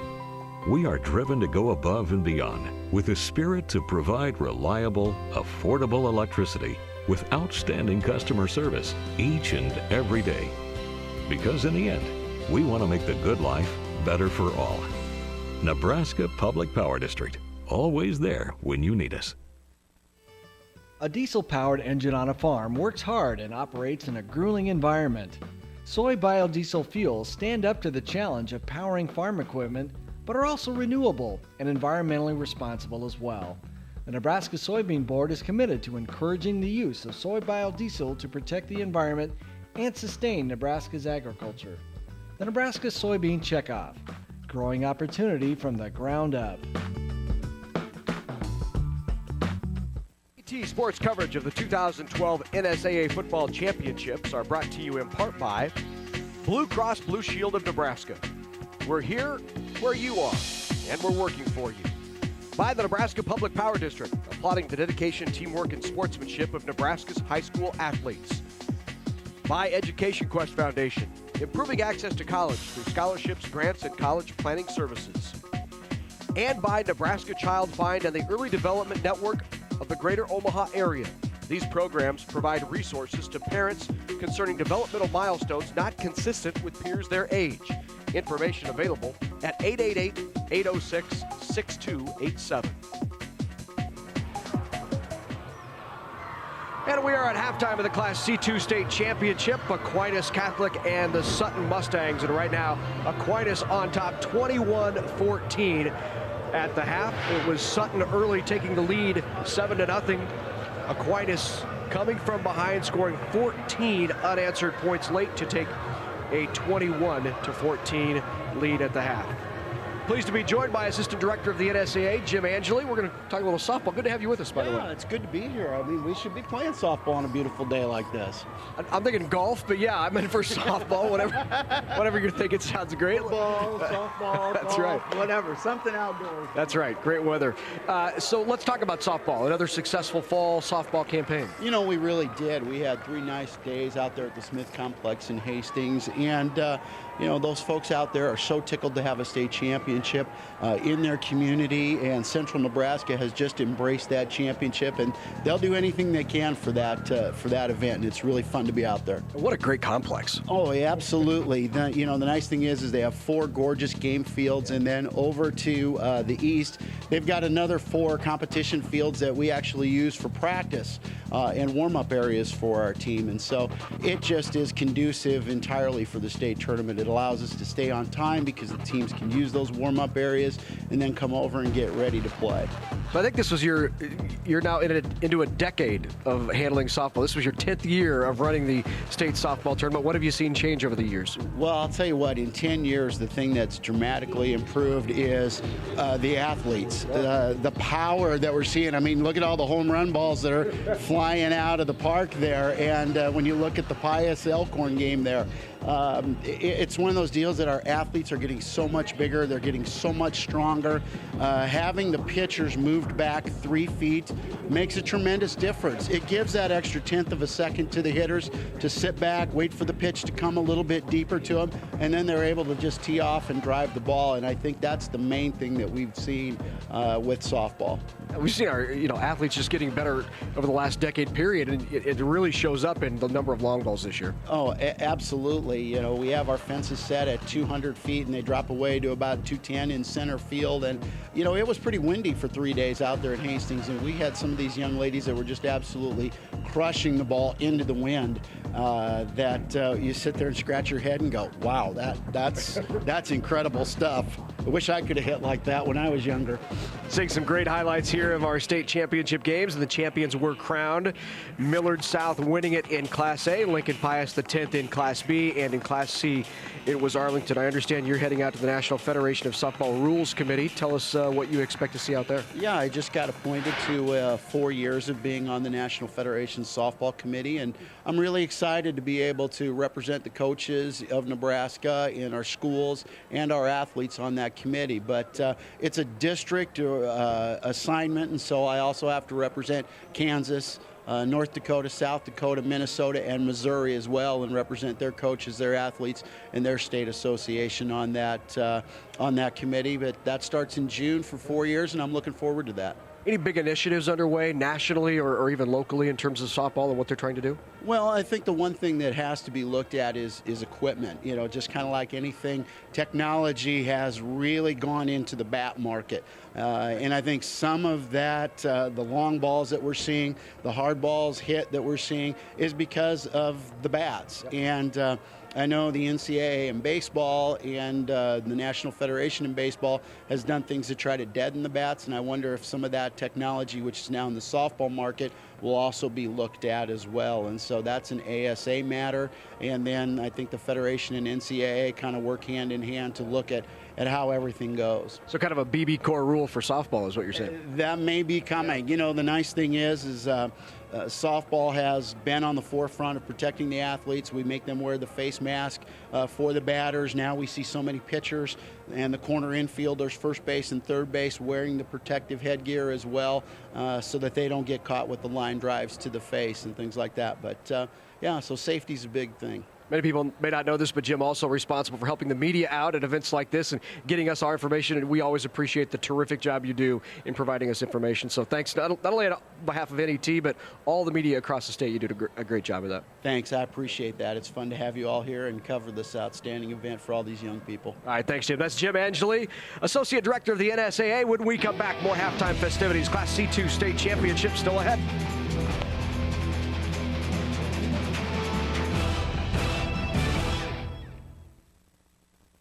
You know, many years ago, when I was about 8 years old, I got the opportunity to watch a box turtle behind my house lay her eggs. And watching that turtle go through all that effort, it just piqued my curiosity, and I wanted to learn more and read more. My entire job is science. I want children to get connected with science and utilize the technology and the engineering abilities, because each one of us has the ability to change the world. To find out what you can do to inspire a young person, visit connectamillionminds.com.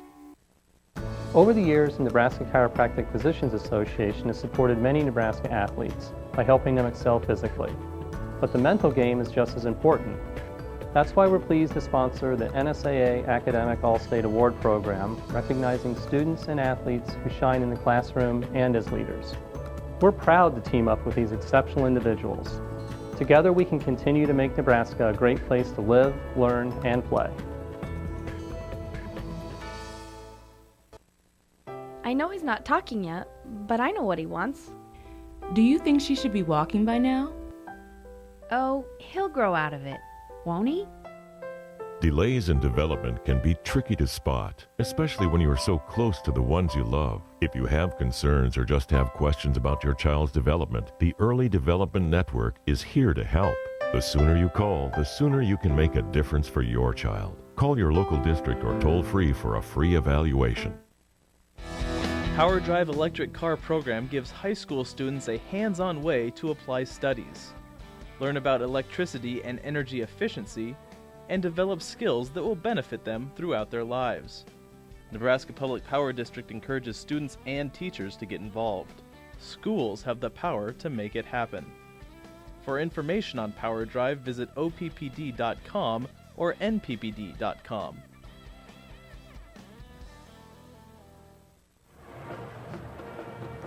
And welcome back to Memorial Stadium in Lincoln, Nebraska. We are at halftime of the Class C2 state championship. Sutton at Aquinas Catholic. The Monarchs leading it 21-14 on the strength of 14 unanswered points in the second half, along with Blake Lawrence, Adrian Fiala. I'm Larry Putney, Brandon Axema down on the field. Well, we've had an interesting first half, certainly back and forth, and neither one of these teams ready to pull away and hide yet. Not yet, Larry. You know, strong power football, option football, what we expected to see. Pretty impressed with the blocking up front in particular. So I think, Blake, it's just about what we thought was going to happen here. Now, this game is going to be in doubt, I think, all the way until the end. Yeah, we mentioned no turnovers in the first half, and that's been a big reason that this game is close. A lot of these teams, they like to score. When they get the ball, they drive down, they score.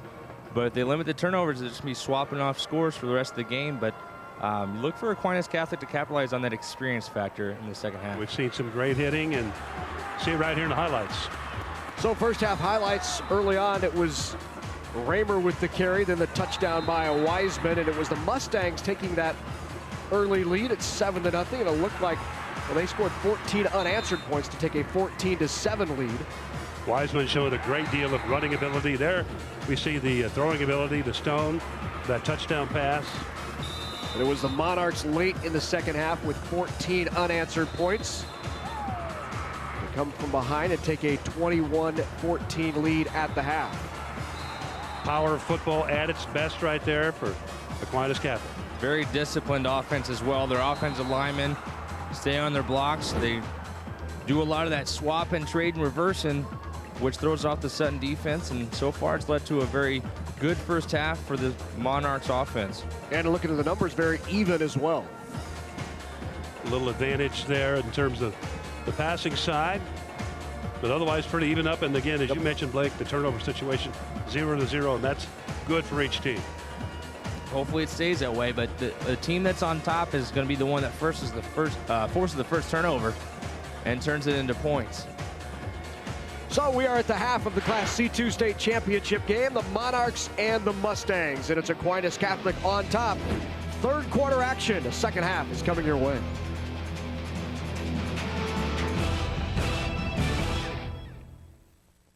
It's easy to spot people who participated in high school sports and activities. Right on time.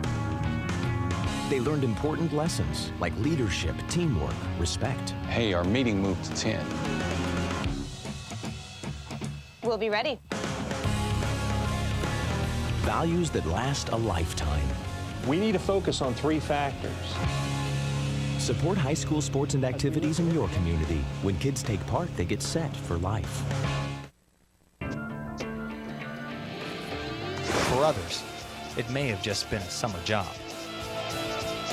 But for me, it was training. Now I'm an Air Force pararescueman, and my job is to save lives.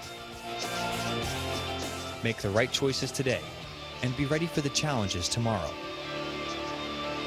This message is brought to you by the U.S. Air Force. The Great Plains in its moments is every bit as remarkable as the mountains or the seashore or the canyons, not just of this country, but of this world. This is a gift. It's our job to be good stewards and take care of it. Great Plains, America's Lingering Wild, Sunday night at 8:30 Central on NET1 and NET HD.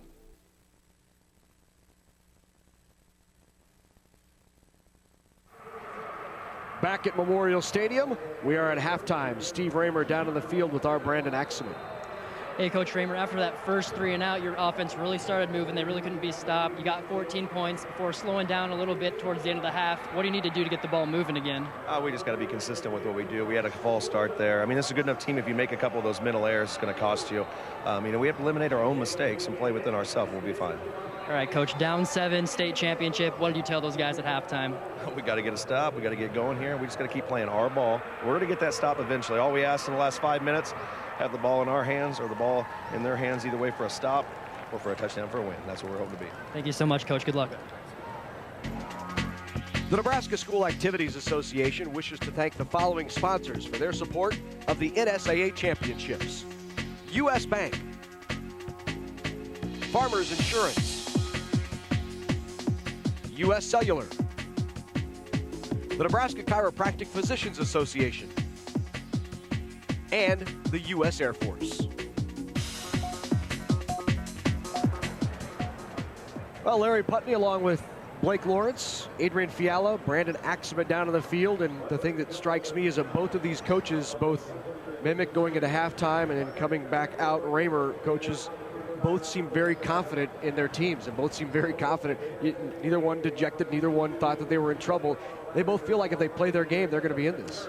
Yeah, both of them, I think, feel that whoever has the ball last has got the best chance to win. So could be a wild finish as we saw last night in the Class A game. But so far, a very entertaining game and a very hard-hitting game, Blake. Yeah, right now both teams are fired up. This is the second half that we've talked about before. At halftime, state championship game. This is the last time a lot of these seniors get to stand up in front of their classmates and say, here's what we're going to do the second half. Come out, hit hard, execute, play the type of football we play. Both teams are saying that right now. Sutton, Aquinas Catholic, they got 24 minutes until they can crown a champion in Class C2. Little motivational speech going on there by Sutton. You gotta like seeing that. Aquinas Catholic leading it 21-14 at the half.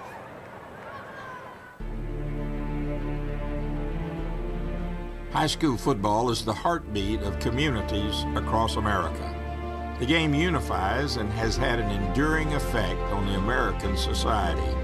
Football coaches instill accountability, discipline, leadership, values, and a work ethic. High school football is a training ground for America's future. Support your team.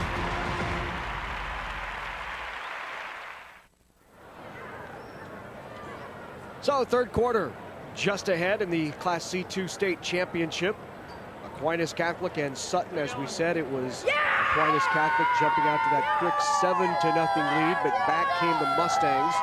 Really seemed to gain control there late in the first quarter, early in the second, scored 14 unanswered points, and at that point the Mustangs had a lead at 14-7, but then late in the second quarter, Ron Mimick and his Aquinas Catholic Monarchs seemed to get their mojo back, and they scored 14 unanswered, and that's where we are at halftime. It's 21-14 at the break. Both coaches very confident in their team's abilities here in this second half.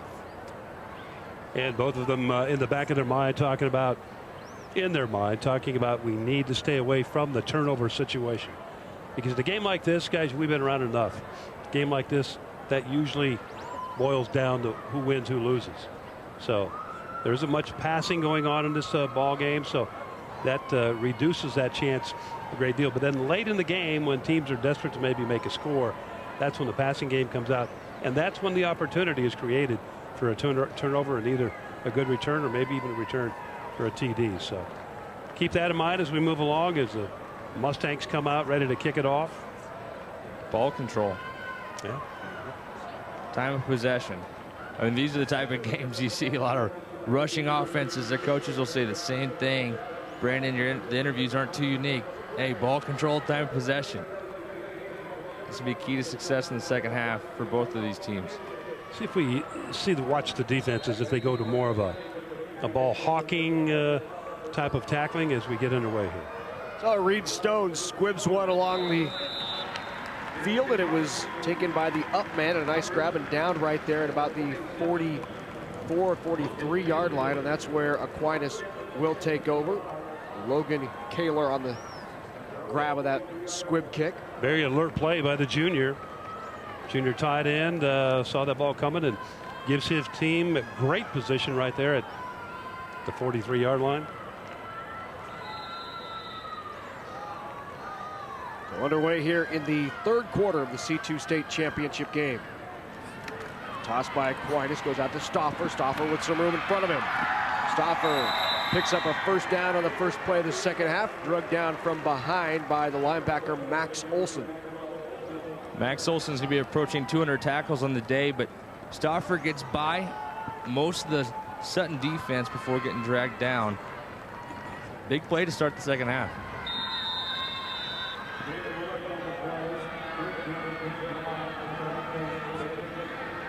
First and 10, quickly into Mustang territory. Toss outside to Kobza. Kobza has some room out there, gets a block on the edge, and another nice gain on first down by Eric Kobza. Swoboda with the pancake block on the edge here. Just going out and leading this team second half, fired up. Look at this, the senior. That's right here, Adrian. Say this isn't a pancake right there. Sit him down. That's right. Nice work, Swoboda. Like that strength on the block. Job by Wiseman on the tackle. This time they give to Swoboda. Swoboda powers down to the 35-yard line, carrying tacklers with him. And another first down. Going off that right side. I tell you, both of these offensive lines for both teams, really excellent people up front there. Strong people, move well, good balance, good agility. Just clearing the way. Another first down here. Swoboda with 10 carries, 59 yards on the day. Leading rusher right now for the Monarchs. The toss outside to Stauffer. Stauffer has room again, inside the 30. Stauffer cuts back and down to the 20-yard line on a nice carry by Landon Stauffer, the leading rusher on the season for the Monarchs, with now over 1,000 yards on the season. Swoboda at that time leading the play to the edge, blocking downfield, but Jeff Witter, the offensive tackle on that left side, setting the edge so those people could make that play. Came into the game with 969 yards rushing on the season. He's now at 70 after that 15-yard carry. Swoboda with a short gain. Good stop by Max Olson again, number 63. Olson, his name's called quite a bit, but this entire defensive line, they got a 4-4 look, more of a typical high school defense look. Noose, Stone, Kelly, Beal on the D-line leading the way. They keep this time. Was handed off out inside the 15 down to the 11-yard line. This thing's like a well-oiled machine, guys. They just go right, they go left. Everybody pulling out and blocking with precision. No, Adrian, you thought think about those summer workouts. I was excited. I'd go out, and we'd throw the ball around for a while. I can imagine this Aquinas Catholic team, they go out and just hand it off, baby. Hand it off for about 3 hours in the summer heat, but it pays off in state championship games like this. Give inside to Swoboda again. And Swoboda on 3rd down and less than a yard to go. Powers inside the 10. And that'll bring up 1st down and goal for the Monarchs, threatening to take a 2-touchdown lead on the first possession here of the second half.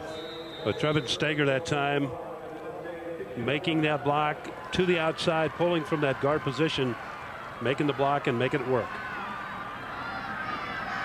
So from the 6-yard line, the Monarchs give again. Swoboda inside the 5, down to the 3.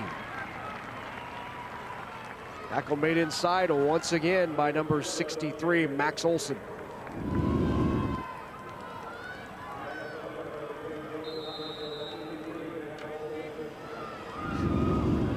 Just a lot of hard, nasty work going on down there that there is. Those guys enjoy.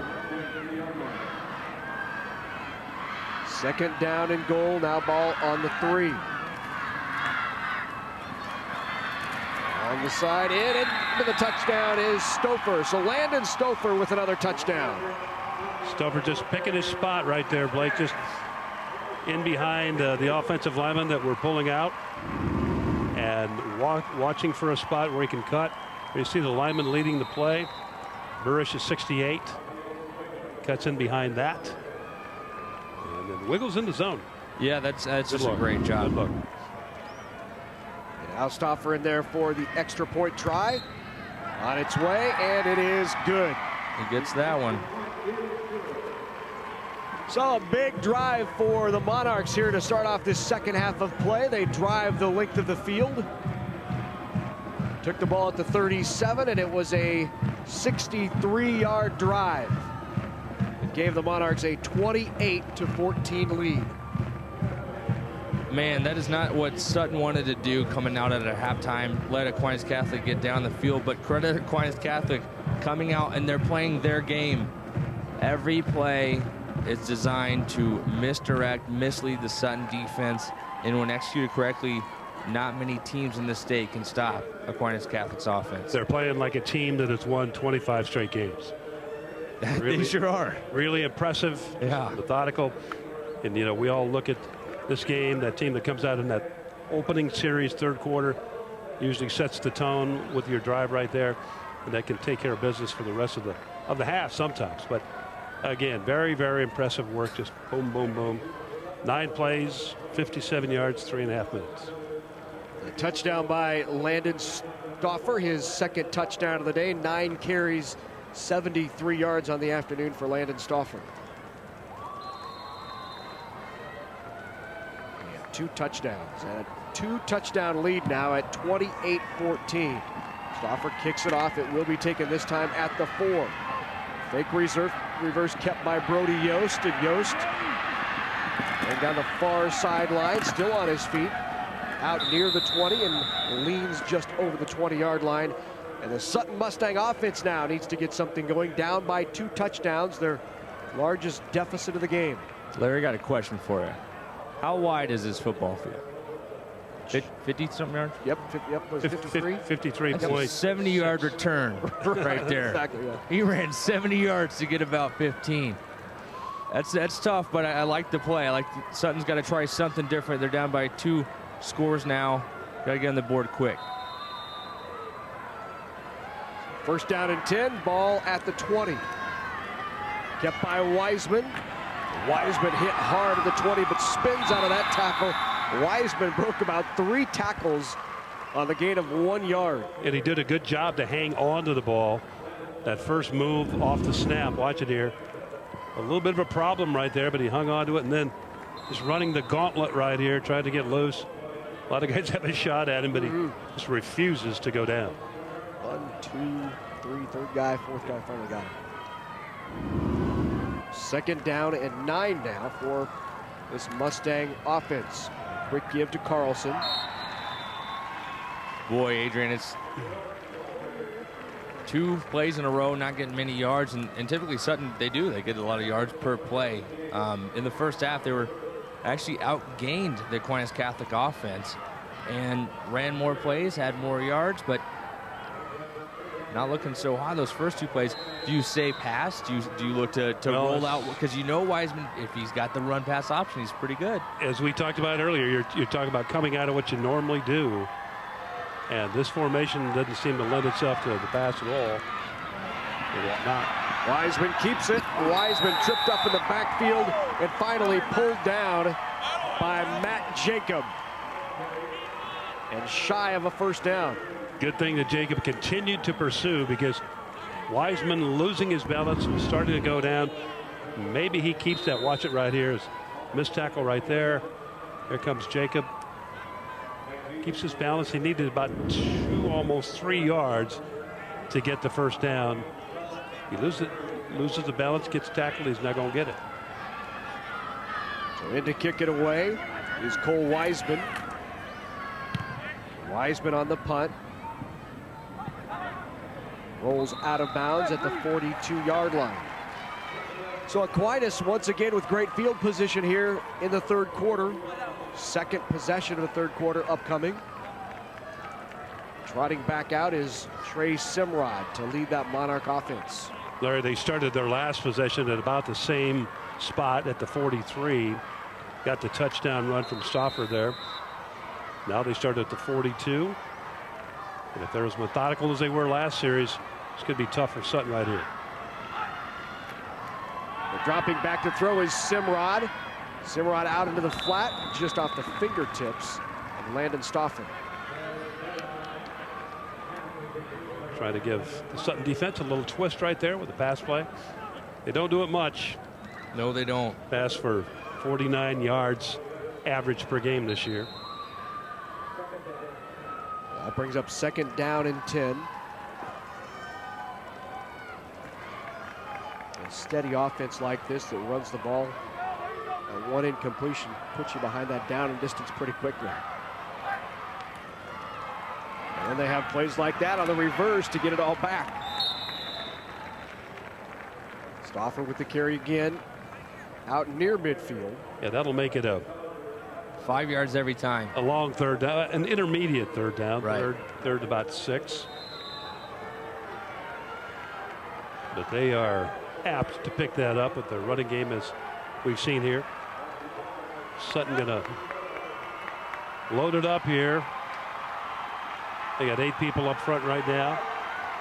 A good gap right there in the middle. Jacob in motion. He will take the toss. Cuts it up and stopped and stacked up right at the 48-yard line by 3 different Mustang defenders led by Trey Raymer. Sutton able to string that play out, make sure they had plenty of people moving towards the football, and then get the tackle, gang tackle here, as we'll see. 1, 2, 3, 4, 3. It's called 3. Deuce, Nolson, Raymer. Yep. They're playing hard. Well, Seth Hoffman now punts it away, a high punt. Fair catch called for at the 22, and that's where the Mustang offense will take over. That was quick. 3 and out. A little less than 2 minutes, yeah. I want to remind you to go onto our NET Sports Facebook page right now, and if you send us your comments, if you post a comment on our Facebook page, you might see it live on the air. We're taking your posts off the Facebook page and throwing them right on your screen. So log on to facebook.com/NET Sports and you can join in on the conversation. Join our NET telecast just by posting your comments on our Facebook page at facebook.com/NET Sports. There are the guys working in the East Stadium here at Memorial Stadium. Hard at work. Enjoying a little football. It's good to have a little lunch, a little football. Right. Good day. Pulled down in the backfield. Great defensive play by Aquinas Catholic and the defensive tackle, Seth Hoffman. So the book on Hoffman is he's tough to bring down as a runner, but he doesn't have much trouble bringing down the runner, right. as we see right here. He's got that big neck roll. He's tough. Adrian, did you wear a neck roll like that? I did. Did you really? Yep. Ah, that's well, not like that, but I had man. a neck roll. You bet. That's a lot cooler. Sophomore year, yeah. Blake, I did the old pinched nerve thing, the old pad into the neck, and I had to wear it for my whole career. That's kind of cool. And give up the middle to Mitch Carlson. Kind of reminds you of the Mike Knox days or Mark Mulford, the big middle linebacker with the big neck roll. Just bodying it up in there. You know, all of my gear like that was just for show. You know, I wasn't doing much with it. I'll tell you that. I got the wristbands on, gloves on. Probably had numbers on them and all that. And oh man, take the pen and write messages to people. That's right. Blake Lawrence, pretty big deal. Third down and 9. Wiseman drops back over the middle and incomplete. No flag on the play. Good defensive coverage and good position by Evan Crandall. You see that ball coming in that way. Matt Jacob also involved in the play, but you got to come off the coverage and get to the ball. Yeah. You cease to be a defender, all of a sudden you become the offensive guy. Go to the football. Go to the football. He does that. He's got the PI. He's got the interception. So Wiseman in to punt it away. Wiseman gets it off right to Stauffer. Stauffer will let it bounce and actually hit off at Aquinas' body. A flag on the play. It looks like it's recovered by the Sutton Mustangs. We'll see what the flag is, but the recovery on the great hustle by Max Olson. There you go. First turnover of the game. That's a huge momentum swing. Let's see what the flag is. What was that, Larry? I think he's picking it up. He was reaching for the bag and he got the flag. Oh, he's looking for the okay. He's looking for the beanbag, to throw it. There is no penalty on the play. So it took a bad hop, went off the Aquinas helmet. Boy. And there to alertly. I know it's tough, Larry, to see the flight of the football, but when you see that nose hanging down like that, you know the ball's going to back up. Give up the middle to Raymer. And Trey Raymer with a nice gain. A bit of momentum now provided to these Sutton Mustangs.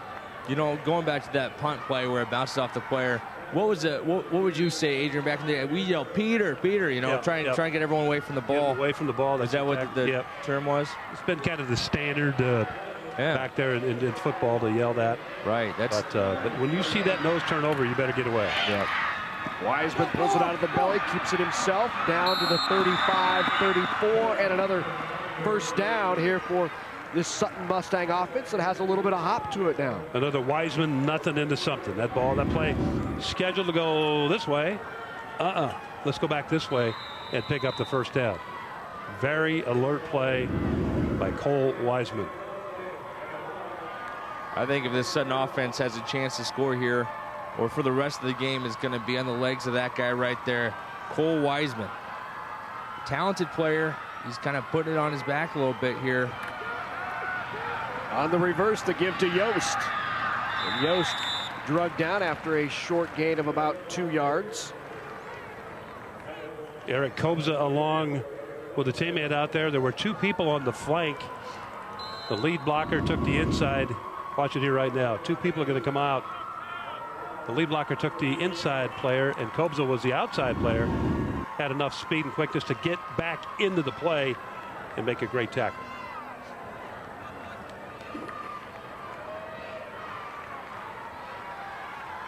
2nd down and 8 for the Mustangs. Wiseman pops out of the pile. Wiseman still on his feet and near another first down. Maybe a half a football short of the first down. It'll bring up 3rd down and about 6 inches.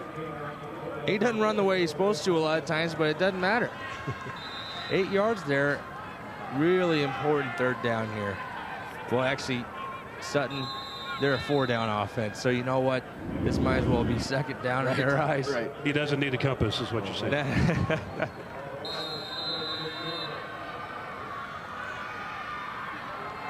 down by 2 touchdowns. Sutton off the turnover, trying to get back into the game inside 1 minute to go here in the 3rd quarter of play. The give to Raymer, who is piled up, and Raymer will go backwards. He lost a yard or 2. And you guys, the fullback and the I-back lined up real tight to the quarterback, and you know what that does? Cut your vision down. I mean, you're totally relying on the 2 or 3 guys that are up in the middle or up in front to make sure that they get their blocks and go. Sometimes it doesn't happen, just like right there. So they were extremely tight, extremely close.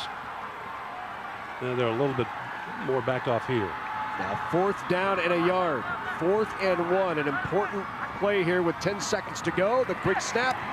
And Wiseman behind his blockers. Olsen and Noose power forward.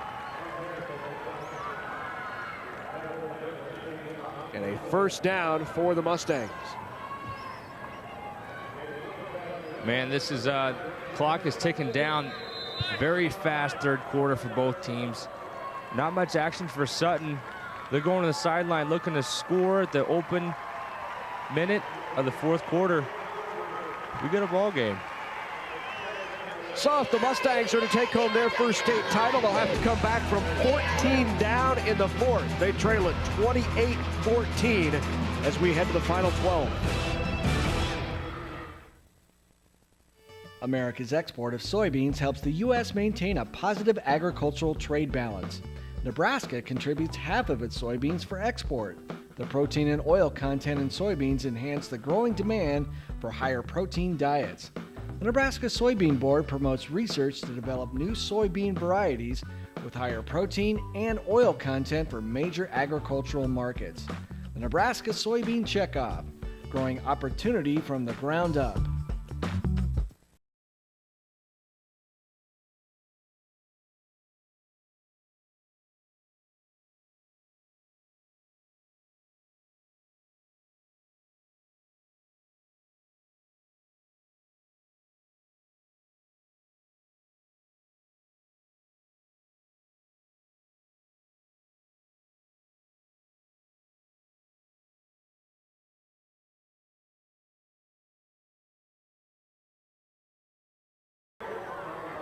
Great crowd here at Memorial Stadium. The final quarter of the state Class C2 championship game between Aquinas and Sutton.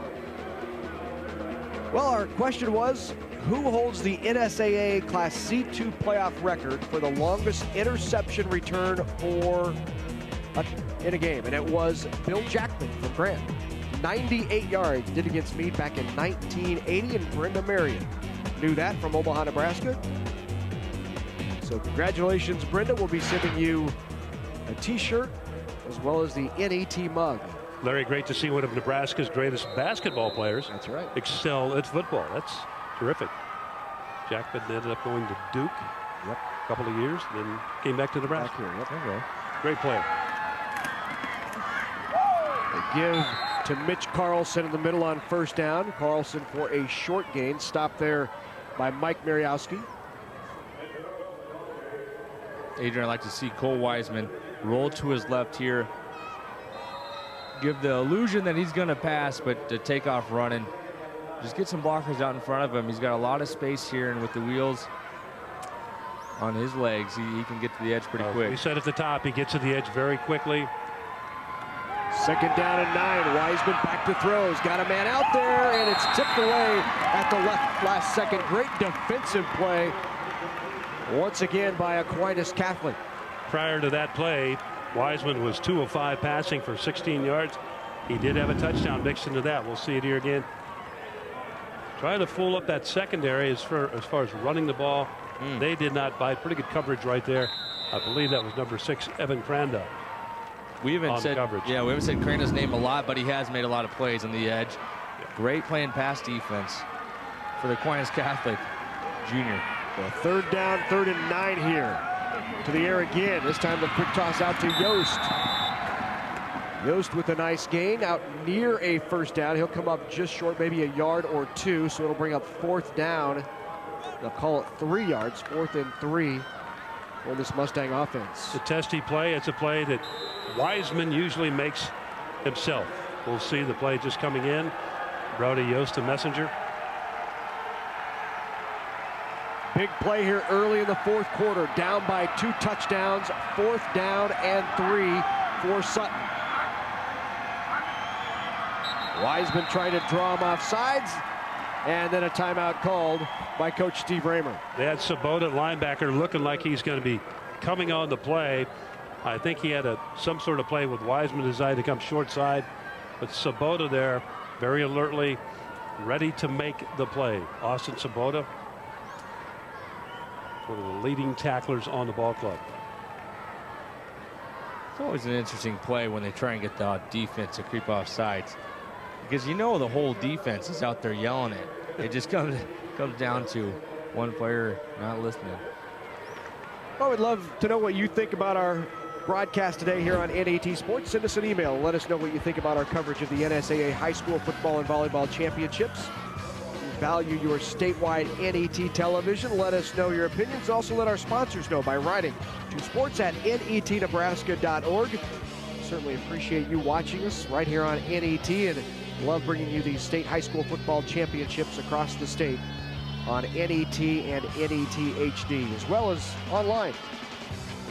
As you know, NET is Nebraska's home for sports. And don't forget, guys, you can also post on our Facebook page, and we're running those comments live during the telecast right here on the screen. So go to our Facebook page and post your comments, and we'll get them just like this, live on TV. Well, 4th down and 3 to go.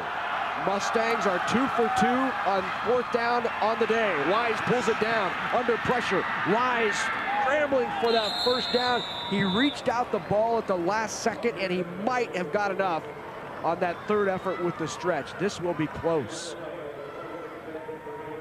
Sutton, be proud of this quarterback. 1st down. And to just get it past the 14-yard line, and he did. As I said before the play, he's the guy, he's the man for the Sutton Ball Club here. Aptly named the Mustangs because he runs like a wild Mustang. He does. 3 for 3 on 4th down, and a big 4th down conversion to keep this drive alive. Wiseman keeps it again. And he's horse collared and tackled and drugged down by Seth Hoffman. Just wrapped him up. Just to show you how elusive he is, Jeff Witter, defensive tackle, he had him twice. He had one there. Once again. He had one earlier. But the guy just has that quality. He's just hard to bring down one-on-one. Big Seth Hoffman. 5'11", 220 senior. Wiseman out of the corner. He's got a hole, slips through there inside the 5, down to the 4-yard line.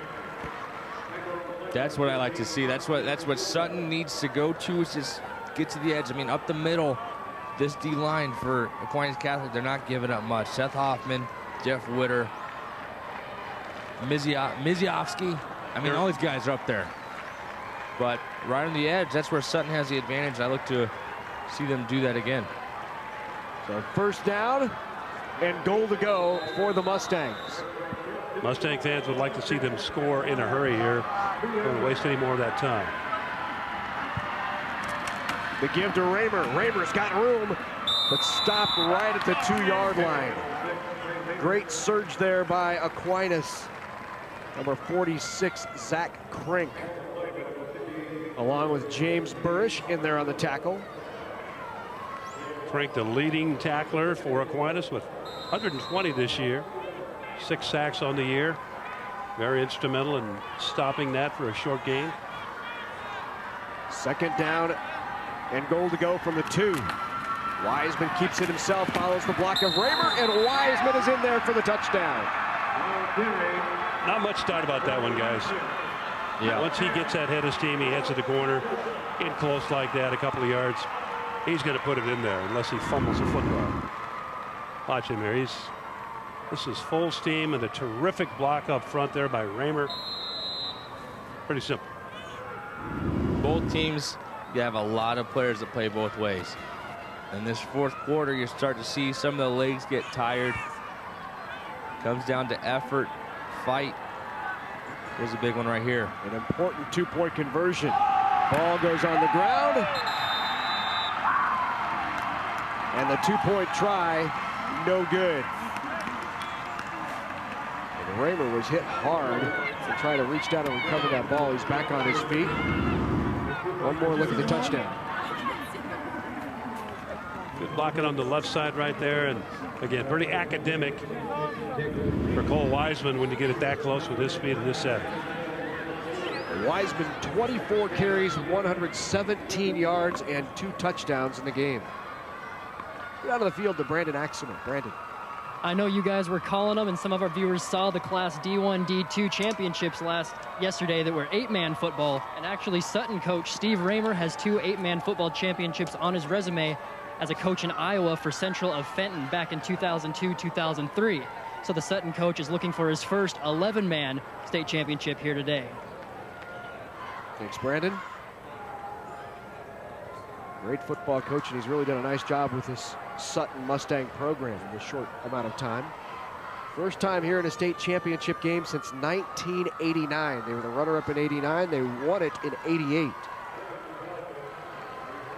Sutton on that last drive for a touchdown. 14 plays. We talked about the methods that they use. 14 plays, 48 yards, 5 minutes and 48 seconds on the drive. Boy, they got to get the ball back quick. Yeah, they need a little bit quicker scoring. They do. And the thing, we talked about this, we talked about all game, this difference of extra points versus going for 2 every time. What's the difference right now? It's 8 points. And for the Mustangs to get back to, they can score, be excited, have all the momentum, and then they still got to get 2 points to even force overtime here. It's literally a 2-score to win. It is. Yeah. They get the touchdown and the 2 EP or going for 2. It's just going to tie the game for them. So they need to kick this ball off, get it back, and get moving. So the kick is angled, and it'll be scooped up at the 16-yard line by Stauffer.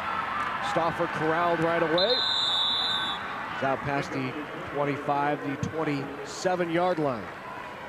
So let's see if the Monarchs can answer the long touchdown drive by the Sutton Mustangs with 9:03 to go in the game and an 8-point lead. A situation built perfectly for a team that runs the ball and runs clock. They sure can't do that. Oh, yeah. Lead in the fourth quarter and clock to burn. Take a peek there, yeah, time of possession. Sutton's got 18 minutes to 14 to Aquinas Catholic. Give to Seth Hoffman. Hoffman breaks 1 tackle right at the 30. Just ran through the tackle of Max Olson, which is not easy to do. But Hoffman is a big body. Yeah, Olson, their leading tackler, and he's over there going, my goodness, what a load this guy is. Mm-hmm. Might have Caterpillar on the front of his helmet.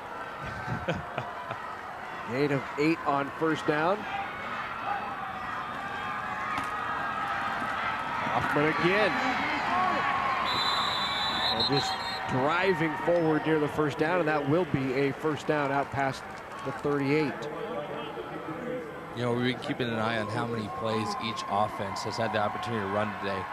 That's Aquinas Catholic. It's only their 40th play on offense compared to Sutton at 58 plays. But look who's on top. Aquinas Catholic. They've done a great job of scoring when they need to, and now their goal is to run this clock all the way down to 0.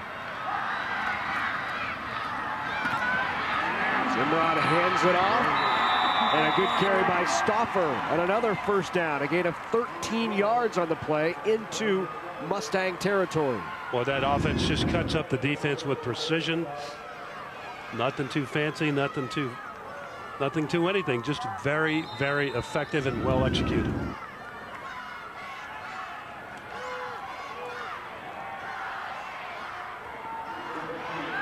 Hoffman in there at fullback. And Hoffman will get the call, and he's got a room to rumble. Hoffman lumbering down 3-4 white jerseys inside the 30-yard line down to the 26 on the carry by Seth Hoffman. Just leaving a wake of white shirts in his path as he moves it on down. Larry, good description, lumbering down. That's exactly what that young man just powers down the field. Somebody got kicked right in the shin at the end of the play right there. Yeah. Oh, boy.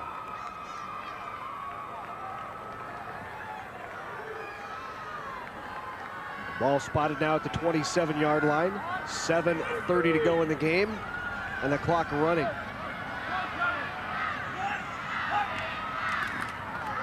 Into Stauffer. Stauffer still on his feet and driving.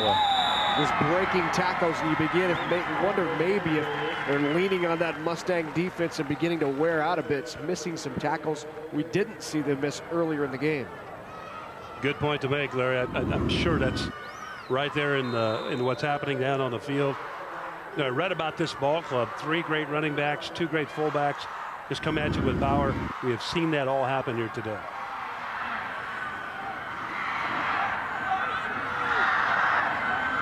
Second down and 2 after the gain of 8 on first.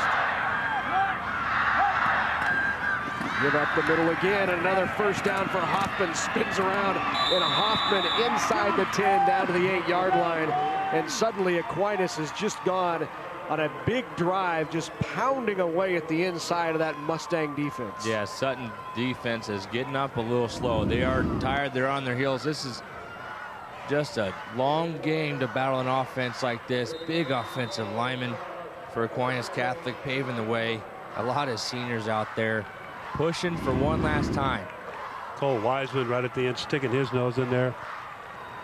The quarterback getting down and dirty back there. First down, goal to go from the 8.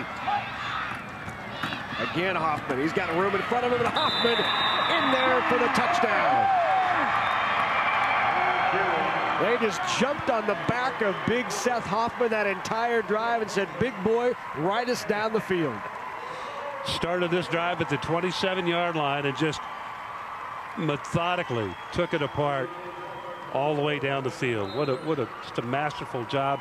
Led up front there by Compt, Burish, Miriowski, Stager, and Hilfiger. Great bunch of blockers up front. Extra point on its way, and it is good by Landon Stauffer. One more look, and look at the hole here. The hole, great hole, great little lane to take it up through, and this young guy, all he needs is about that much. Yeah. And he'll just carry you the rest of the way. Look at tight end Cody Kraft on that play, number 10, paving the way, but geez, Seth Hoffman, a lot of the carries on that drive right there, 53 yards in the day. Fullback, defensive end, he's got plenty of tackles for loss. State championship day for this kid, and he's got some stories to tell. Looking good for him right now and his team. 7 plays, 72 yards, 2 minutes, 49 seconds on that drive, and it just done with precision. Ron Mimick has been around a long time, 23 years around that community up in David City, Aquinas Catholic, and he talked to us about the terrific fan support they've seen. It's probably the strength of Aquinas, and even probably the strength of our football program is our community. It's it's a religious school, and we get a lot of people that sacrifice, tuition to send their kids there. They got fundraisers in the parishes, fundraisers for the school. The kids kind of pick up on that. Our kids work hard. That they have fundraisers to keep the school going, pay for athletic equipment, etc. And it just kind of permeates itself down that we have a mission, and people believe in it, and the parents sacrifice for it, the kids sacrifice for it, and you'll see it in the stands. We'll get a lot of people that come back because they feel a part of it, because when they were young or they were back around David City, they had to sacrifice for it, and it makes them a part of it. And it really is. It's a great situation for me to be part of, and very gratifying. My kids went through Aquinas, and it's a great place. I'm glad that they're alumnus of Aquinas. Ron really talked to us about that all week, about how much appreciation he has for the community and the school, and how much respect he has for what Aquinas does for the young men and women in that community. A good tackle downfield by number 33, Alex Reimers. Reimers on the stop. Ball at the 15-yard line, and of course Aquinas is in David City. Blake, you may not have known this. There was a very famous person born in David City. I'm gonna guess. I think if you drive into town, they may even have one of those big brown tourism signs that says birthplace of. Is that Mr. Adrian Fiala? Adrian Fiala was born in David City. Great little town. Love the town. Born there, lived in Brainerd, Nebraska for about 7 years, moved there. Another great little town. Lovely folks. You talk about work ethic, man. It was there, boys. There, yeah, I bet. You can tell. These guys right here. Right. And plus, for Aquinas guys, I like their uniforms. I like the black look. I like the gold on it. Me too. Great carry there by Wiseman. So Wiseman not done yet. Cole Wiseman carrying the load. They'll carry again. Wiseman another gain of 3 on first down. Out to about the 35, maybe 34. Stop made by number 53, Mike Mariowski. Different type of workhorse for Sutton. You looked at Seth Hoffman for Aquinas Catholic, a big boy, hard to pull down. You look at Wiseman, more of a speedster. He's got to be in good shape to run this team back into a game here. Give up the middle, Mitch Carlson. Carlson, a short gain, will bring up 3rd down and 5. Well, Wiseman certainly a full day, 25 carries, 134 yards, 2 touchdowns.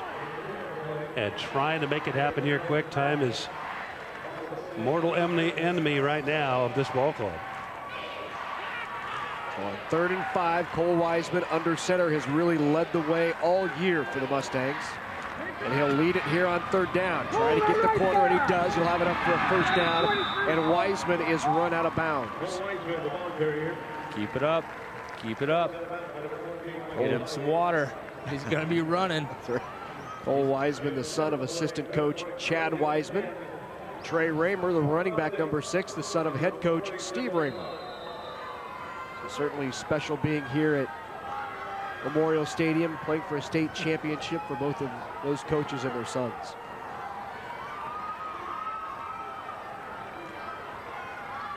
First down and 10, ball at the 47-yard line. Under pressure, Wiseman dips out of it.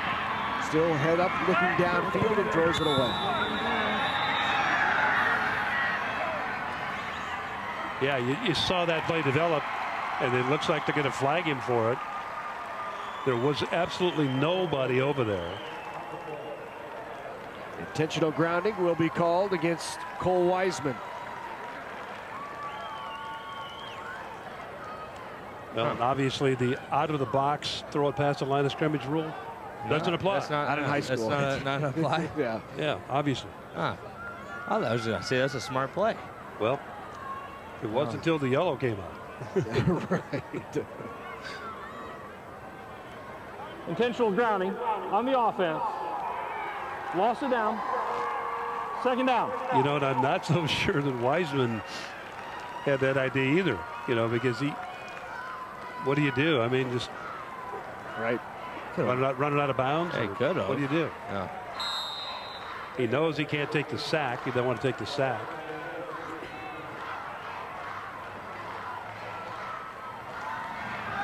Wiseman under pressure again. Now looks downfield. He ducks under, and he will be converged upon by 4 different black shirts. Led once again by Mariowski, along with Seth Hoffman, number 44.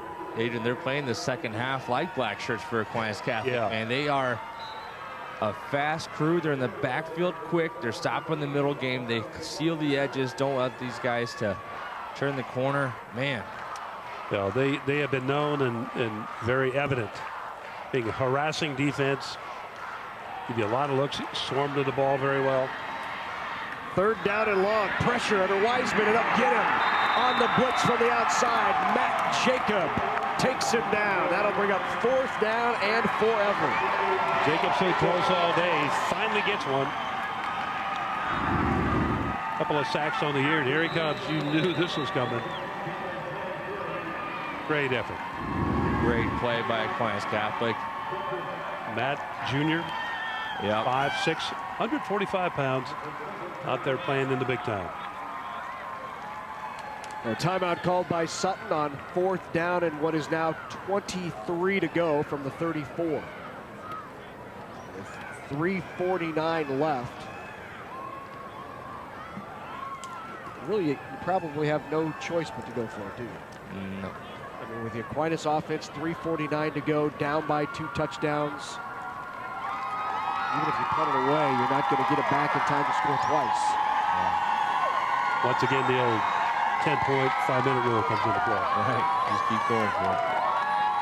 You know, I got to say that I can't imagine Sutton's offense spends a whole lot of time on picking up blitz coverages and the 2-minute drill passing offense. I'm not sure that's where they spend a lot of their time and focus. And Adrian, we've talked about this for 2 days now. When teams come into the state championship that are 12-0, that really haven't been challenged all year, these are situations you don't find yourself in often. Sutton has to do something wild to get a first down and keep their shot alive. Very, very tough to adjust in those conditions. You're right. Well, let's see what they drew up in the sand here.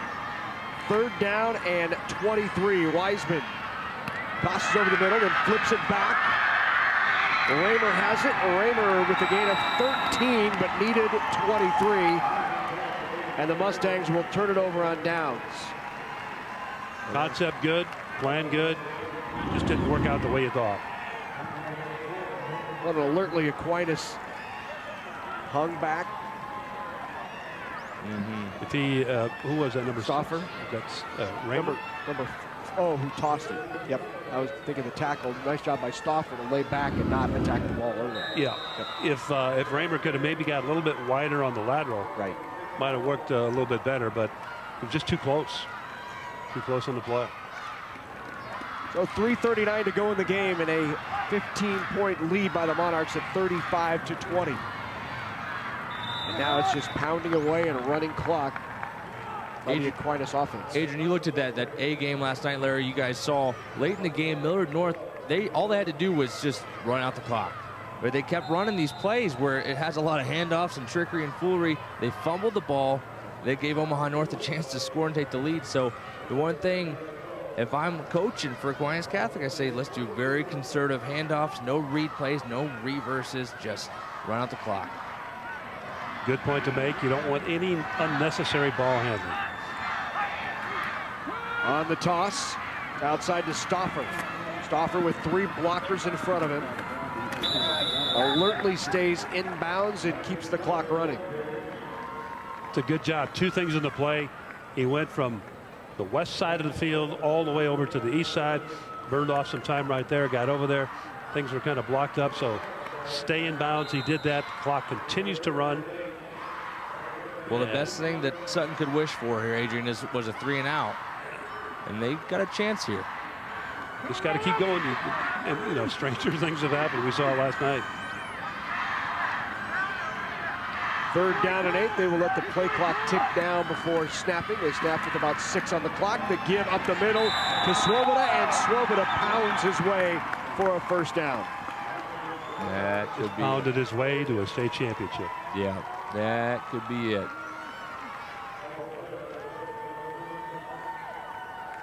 Great afternoon by Swoboda. 13 carries, 68 yards, and a touchdown on the afternoon.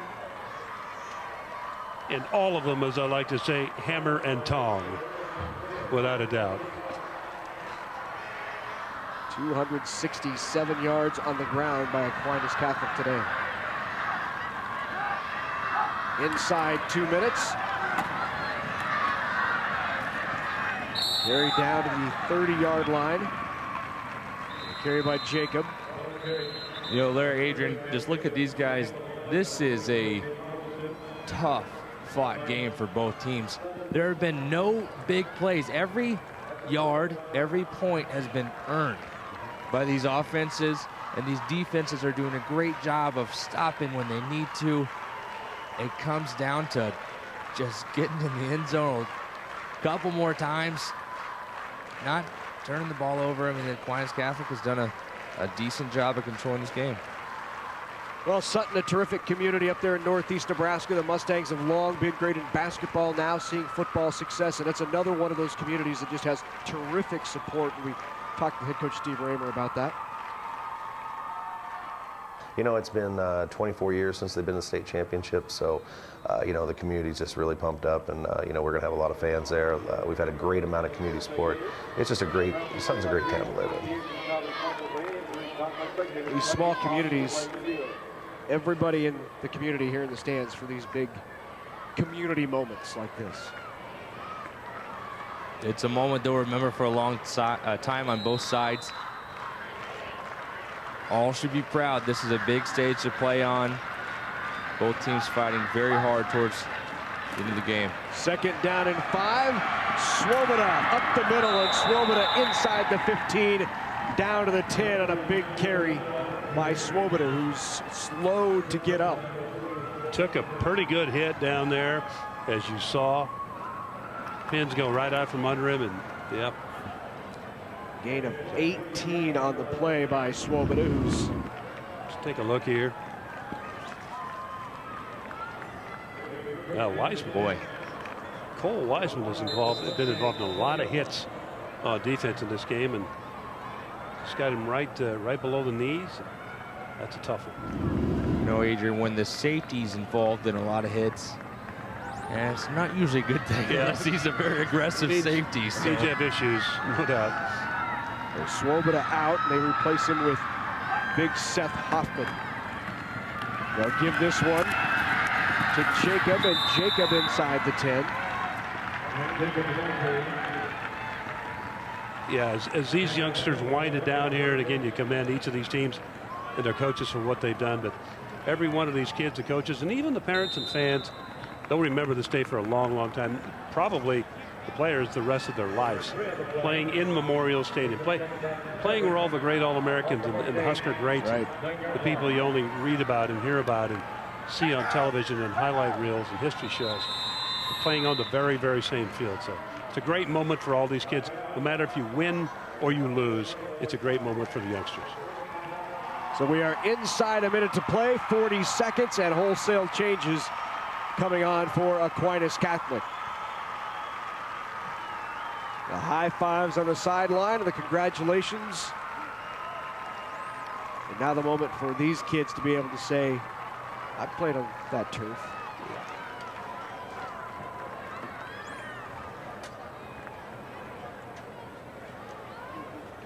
I want to remind everybody, coming up today at 2:30, the Class C1 State Championship. Boone Central Newman Grove taking on Norfolk Catholic. Norfolk Catholic looking for its 3rd consecutive state championship. Boone Central Newman Grove, first year of that co-op between those two teams, and they make it here to state. You know, both these teams out here, Larry, they got 10 seniors apiece. This is the moment in the state championship game. You see a lot of those seniors out there just so they can tell that story. They were on the field at Memorial Stadium celebrating or fighting hard in the state championship game. Connor Cranda, the freshman, in there at quarterback for Aquinas. Give up the middle to Alex Reimers, the sophomore fullback. And another timeout called by Ron Memick. And he's going to get his 3rd group in there. Anyone eyeing a Gatorade bath coming? Well, it's over there. Right, but up here. It might be a good day to have it down there. It's got I'm sure it's pretty warm down on the field. Larry, you've been down there a couple times where it hasn't been so warm. Oh my gosh. But the Gatorade bath kind of froze as it came out of the jug. One of the coaches this week reminded me, he sent me an email back and we were communicating. He said, do you remember that time when I was about ready to get doused with the Gatorade bucket and I ducked and it hit you? Said, oh yeah, I remember. It was about 30 degrees that day and cold, and the perils of the sideline. Felt it the entire rest of the day as well. Branda's still in there at quarterback. Look at these guys out there. All the freshmen get on the field. This is a huge move. I like this move by Ron Mimick, and he's calling timeout. He's making sure everyone gets on the field. I bet they're putting guys in positions they never even took a snap at. Guys that maybe not even got on the field all year. And they don't know about that, and they don't care about that. They're on the field. That's exactly right. Absolutely. Wiseman on the day, 29 carries, 138 yards and 2 touchdowns. 4 of 9 passing, 36 yards and a TD there. Stauffer, 15 carries, 113 yards, 2 touchdowns. And Sabota, 15 for 94 and 1 touchdown. So good days for all those guys. Boy, I tell you. It's a shame that somebody got to win, somebody got to lose, but that's why we're out there, while they're there. We're doing what we're doing. Adrian, you deserve a Gatorade bath, man. This has been a good game for you. I love the hitting. It's just great stuff. Yeah, this is these teams get to this level because they work hard. And there's moments like these where the clock is at 18 seconds of the state championship game. You talk about this all summer, sweating in the weight room, running the field. Kobza gets it. That's Kenton Kobza, a freshman fullback, 5'8", 165. There's a freshman who expects to see some time down here later in his career. And that was 4th down and stopped on 4th and 3. So it will be turned over on downs. 26 games in a row for Aquinas Catholic. And 13 seconds to go now before back-to-back championships for the Monarchs. We talked about Austin Sabota and the way he ran the football. Catch these numbers on defense. 17 tackles today on defense, 9 of those by himself. Wow. He'll be a tired out young man here this evening, but you know what? The excitement of this is going to way overcome that. Yep. Tomorrow is when he'll feel it. Yeah. The carry by Wiseman. Wiseman stretches out near the 20-yard line. Sutton should be proud. This is a big time turnaround for the program. They got a lot to look forward to next year with Wiseman coming back.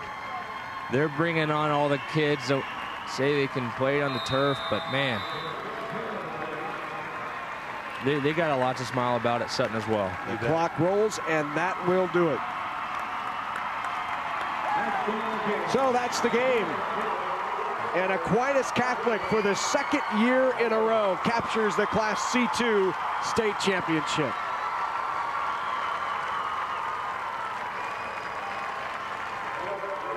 Late first quarter, early second, you wondered. You thought maybe these Mustangs were controlling the line of scrimmage on both sides.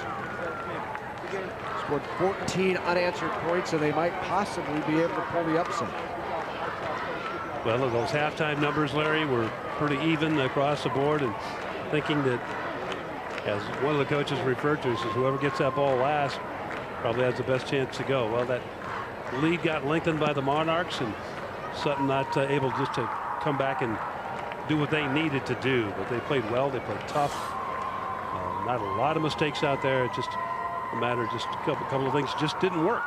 And they come up on the short end of Sutton. But well done and well played, and a lot of excitement on the field now. You see the handshakes going on here. But the excitement on the field now for Aquinas. Well, outstanding season for both of these teams, and congratulations to that team, the Aquinas Catholic Monarchs. For the 2nd year in a row, they're the state champs. Medals and trophies coming up. What inspired me to pursue a career in technology was the fact that I have kids. We need the internet.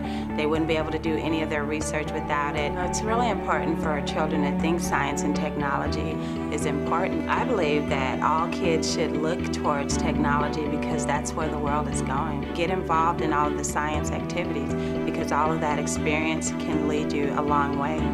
To find out what you can do to inspire a young person, visit connectamillionminds.com. I know he's not talking yet, but I know what he wants. Do you think she should be walking by now? Oh, he'll grow out of it, won't he? Delays in development can be tricky to spot, especially when you are so close to the ones you love. If you have concerns or just have questions about your child's development, the Early Development Network is here to help. The sooner you call, the sooner you can make a difference for your child. Call your local district or toll free for a free evaluation.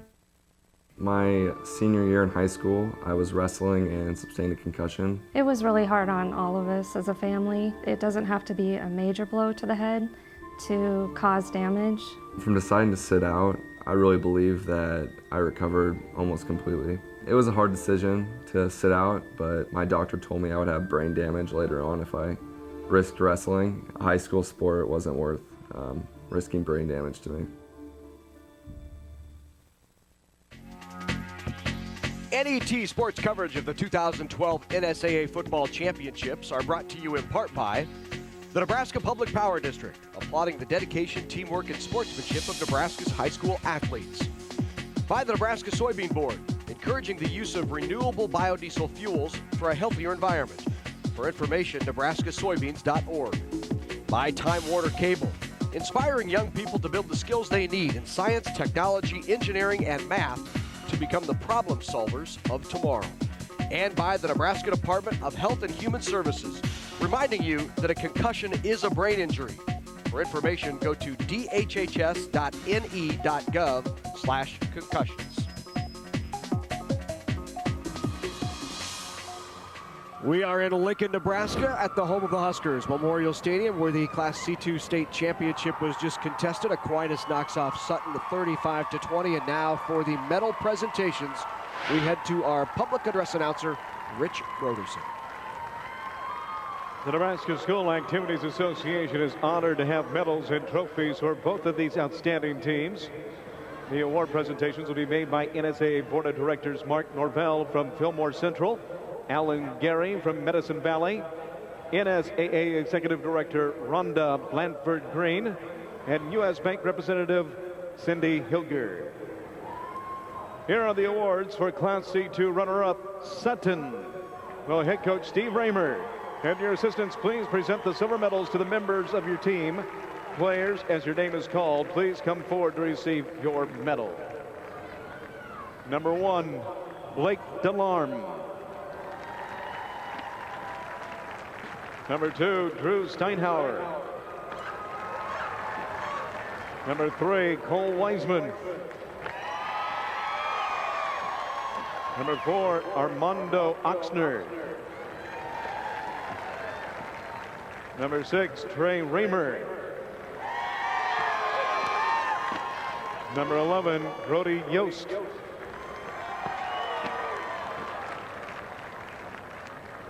Number 12, Reed Stone.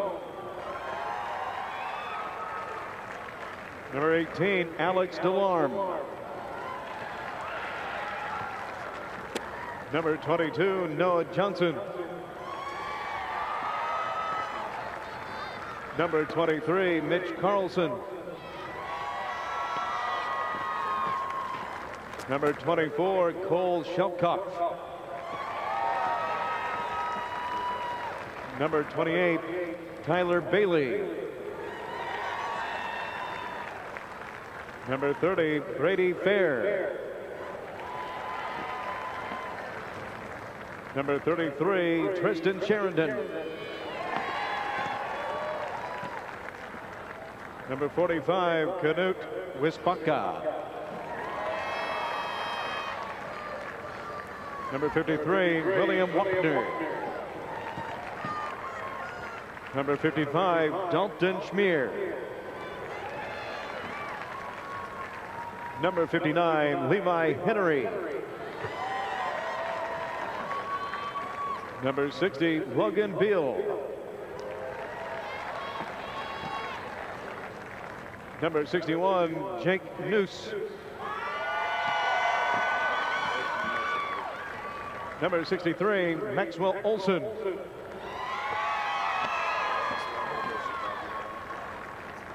Number 66, Harrison Bill. Number 71, Kane Majors.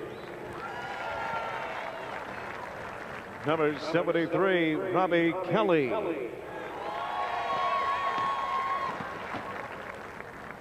Number 74, Dylan McCroden. Number 75, Garrett Clark. Number 77, Jared Limcow. Number 78, Garrett Stone. And number 81, Austin Rath.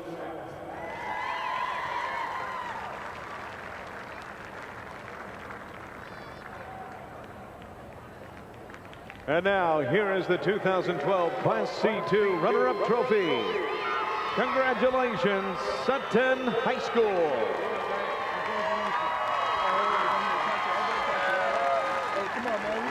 Right there. Come on, baby. Good job.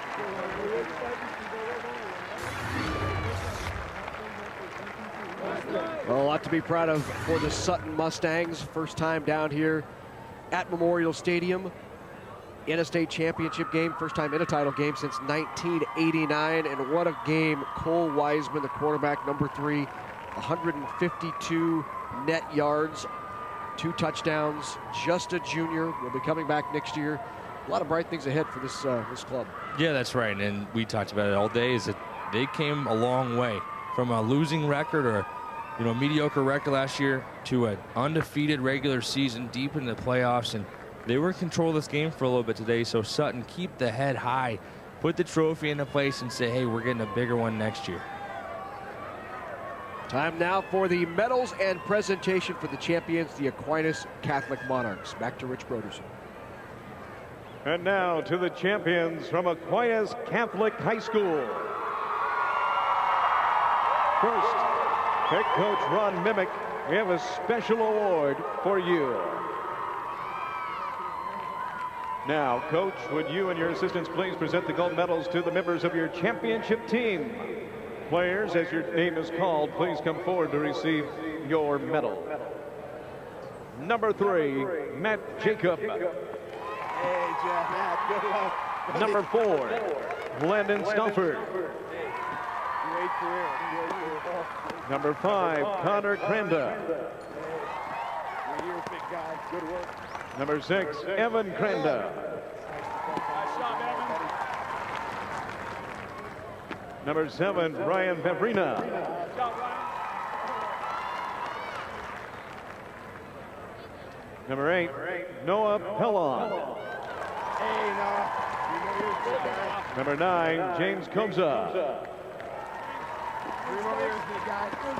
Number 10, Cody Krafka. One of the reasons we're really good this year, Cody. Really big hell of a lot. Number 12, Trev Semrod.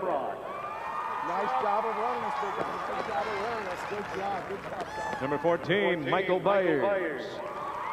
Very unselfish, Michael. Very unselfish. Great job. Number 16, Austin Swoboda. Tough guy. You don't have to have elbows anymore. You're a two-time standard football player. Good Number job. 20, Zachary Seibert. Good help. You know you're a good guy. Number 24, Nolan Helgeth. Number 30, Caleb Yendrick. Number 33, Alexander Reimers. Number 34, Eric Kobza. Number 37, Spencer McGuire. Number 38, Kenton Kobza. Number 41, Augustin Reimers. Number 44, Seth Hoffman. Number 46, Zachary Krink. Number 47, Logan Kaler. Number 50, Jeff Witter. Number 51, Mitchell White. Number 52, Colin Hine. Number 53, Max Mariowski. Number 54, Jaden Sylvester. Number 55, Scott Nemitz. Number 56, Trenton Smith. Number 58, Jake Emswiller. Number 62, Justin Swoboda. Number 63, Andrew Raruka. Number 64, Nicholas Comte. Number 65, Mitchell Napier. Number 67, Peter Ryder. Number 68, James Burish. Number 70, Matthew Kindler. Number 73, Alan Helfiker. Number 74, Preston Smith. Number 75, Trevin Stager. Number 77, Brendan Comte. Number 79, Benjamin Wisniewski. Number 83, Michael Jacob. Number 85, Heath Kettler. Number 86, Justin Eller. Number 87, John Kadlitz. Number 88, Peter Drozda. And number 89, Nathan Kovar.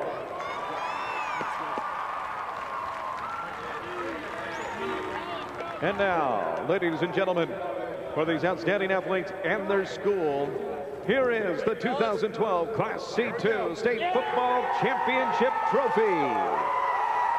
Congratulations, Aquinas Catholic High School. Well, it was the 8th trip to the championship game for the Aquinas Catholic Monarchs, and they take home the school's 5th championship. Make it 6 now. They had 5 coming in, so the 6th state championship and back-to-back titles now for Aquinas Catholic. They won it last year in C2 and win it again this year, 35-20 over the Mustangs, and it was just the discipline and the pounding ended up wearing down Sutton. Yeah, that's the thing you can look at this game for Aquinas Catholic is it was finished here on the field, but it was started at the beginning of last year when this senior class were juniors and they participated in a state championship season. They spent this summer saying, hey, how did we do it last year? Came out, worked hard this fall, went undefeated, came back twice in the playoffs to get here on this stage, came back in this game to win it. Very talented and disciplined, happy team and community for Aquinas. Well, congratulations once again to the Aquinas Catholic Monarchs. They finished the season at 13-0 and now back-to-back state championships. They also won state titles in 1980. They had back-to-back titles in 93 and 94.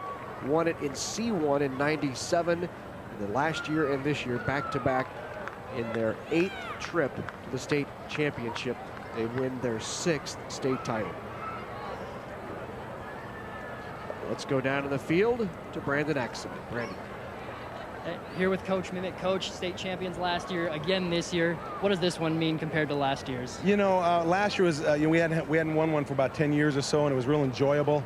And this one was, we'd never been ranked #1 before in the past, and we've won a few championships. So this was, in terms of a little bit of pressure to respond every week, and 3 straight games we're behind, to come back and win 3 straight games deep in the playoffs was really a testament to a good senior class that worked hard, had talent, worked hard, and stayed focused, and didn't panic. You got down early in this game. As you mentioned, you came from behind all these playoffs. If you could give 1, 2, maybe 3 words to describe the identity of this team, what would they be? Focused and consistent workers. What would you say this championship means for you and your community? Oh, it's great for our school community. Aquinas, we have a great group of people that work hard to keep the school open, on a parish level and on a school level. A lot of people sacrifice a lot of time, and it's great to see all the people in the black and gold that come out to support the young men. And of course, when you're winning, it helps. But I tell you, when we're average, we get a lot of people out. It's great for our community to kind of say, hey, we're doing things right, and hopefully we're making better men because of it. Coach, congratulations. Thank you. Here with Landon Stauffer, 2 touchdowns, 115 yards. What does that mean for this final game as your high school career to have such a big game? It was a big game, great end of my career, and I got to dedicate all those yards to my line. Those holes today that I ran through, you could have drove a truck through them. It was great work by the whole team. Imagine you've been playing football for a while. Who's been your biggest influence all through your career?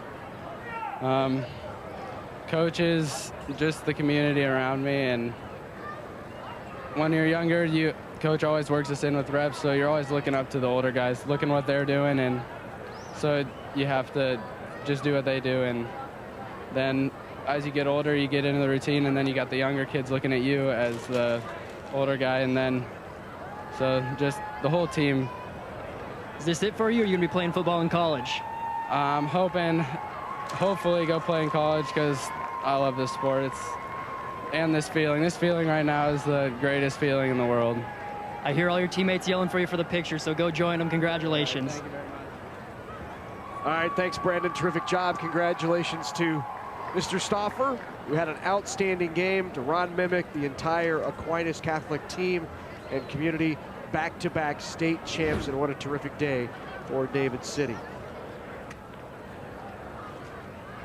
This is the setting you want to be in a place where a lot of memories are made right here on Memorial Stadium. That is 4 state championships down for the state of Nebraska. 2 left today. But this is a team that came in and they showed one of the biggest comebacks. I mean, you looked at Millard North last night, but Aquinas Catholic, they can say that, hey, for a year, actually 2 years running, we are state champs.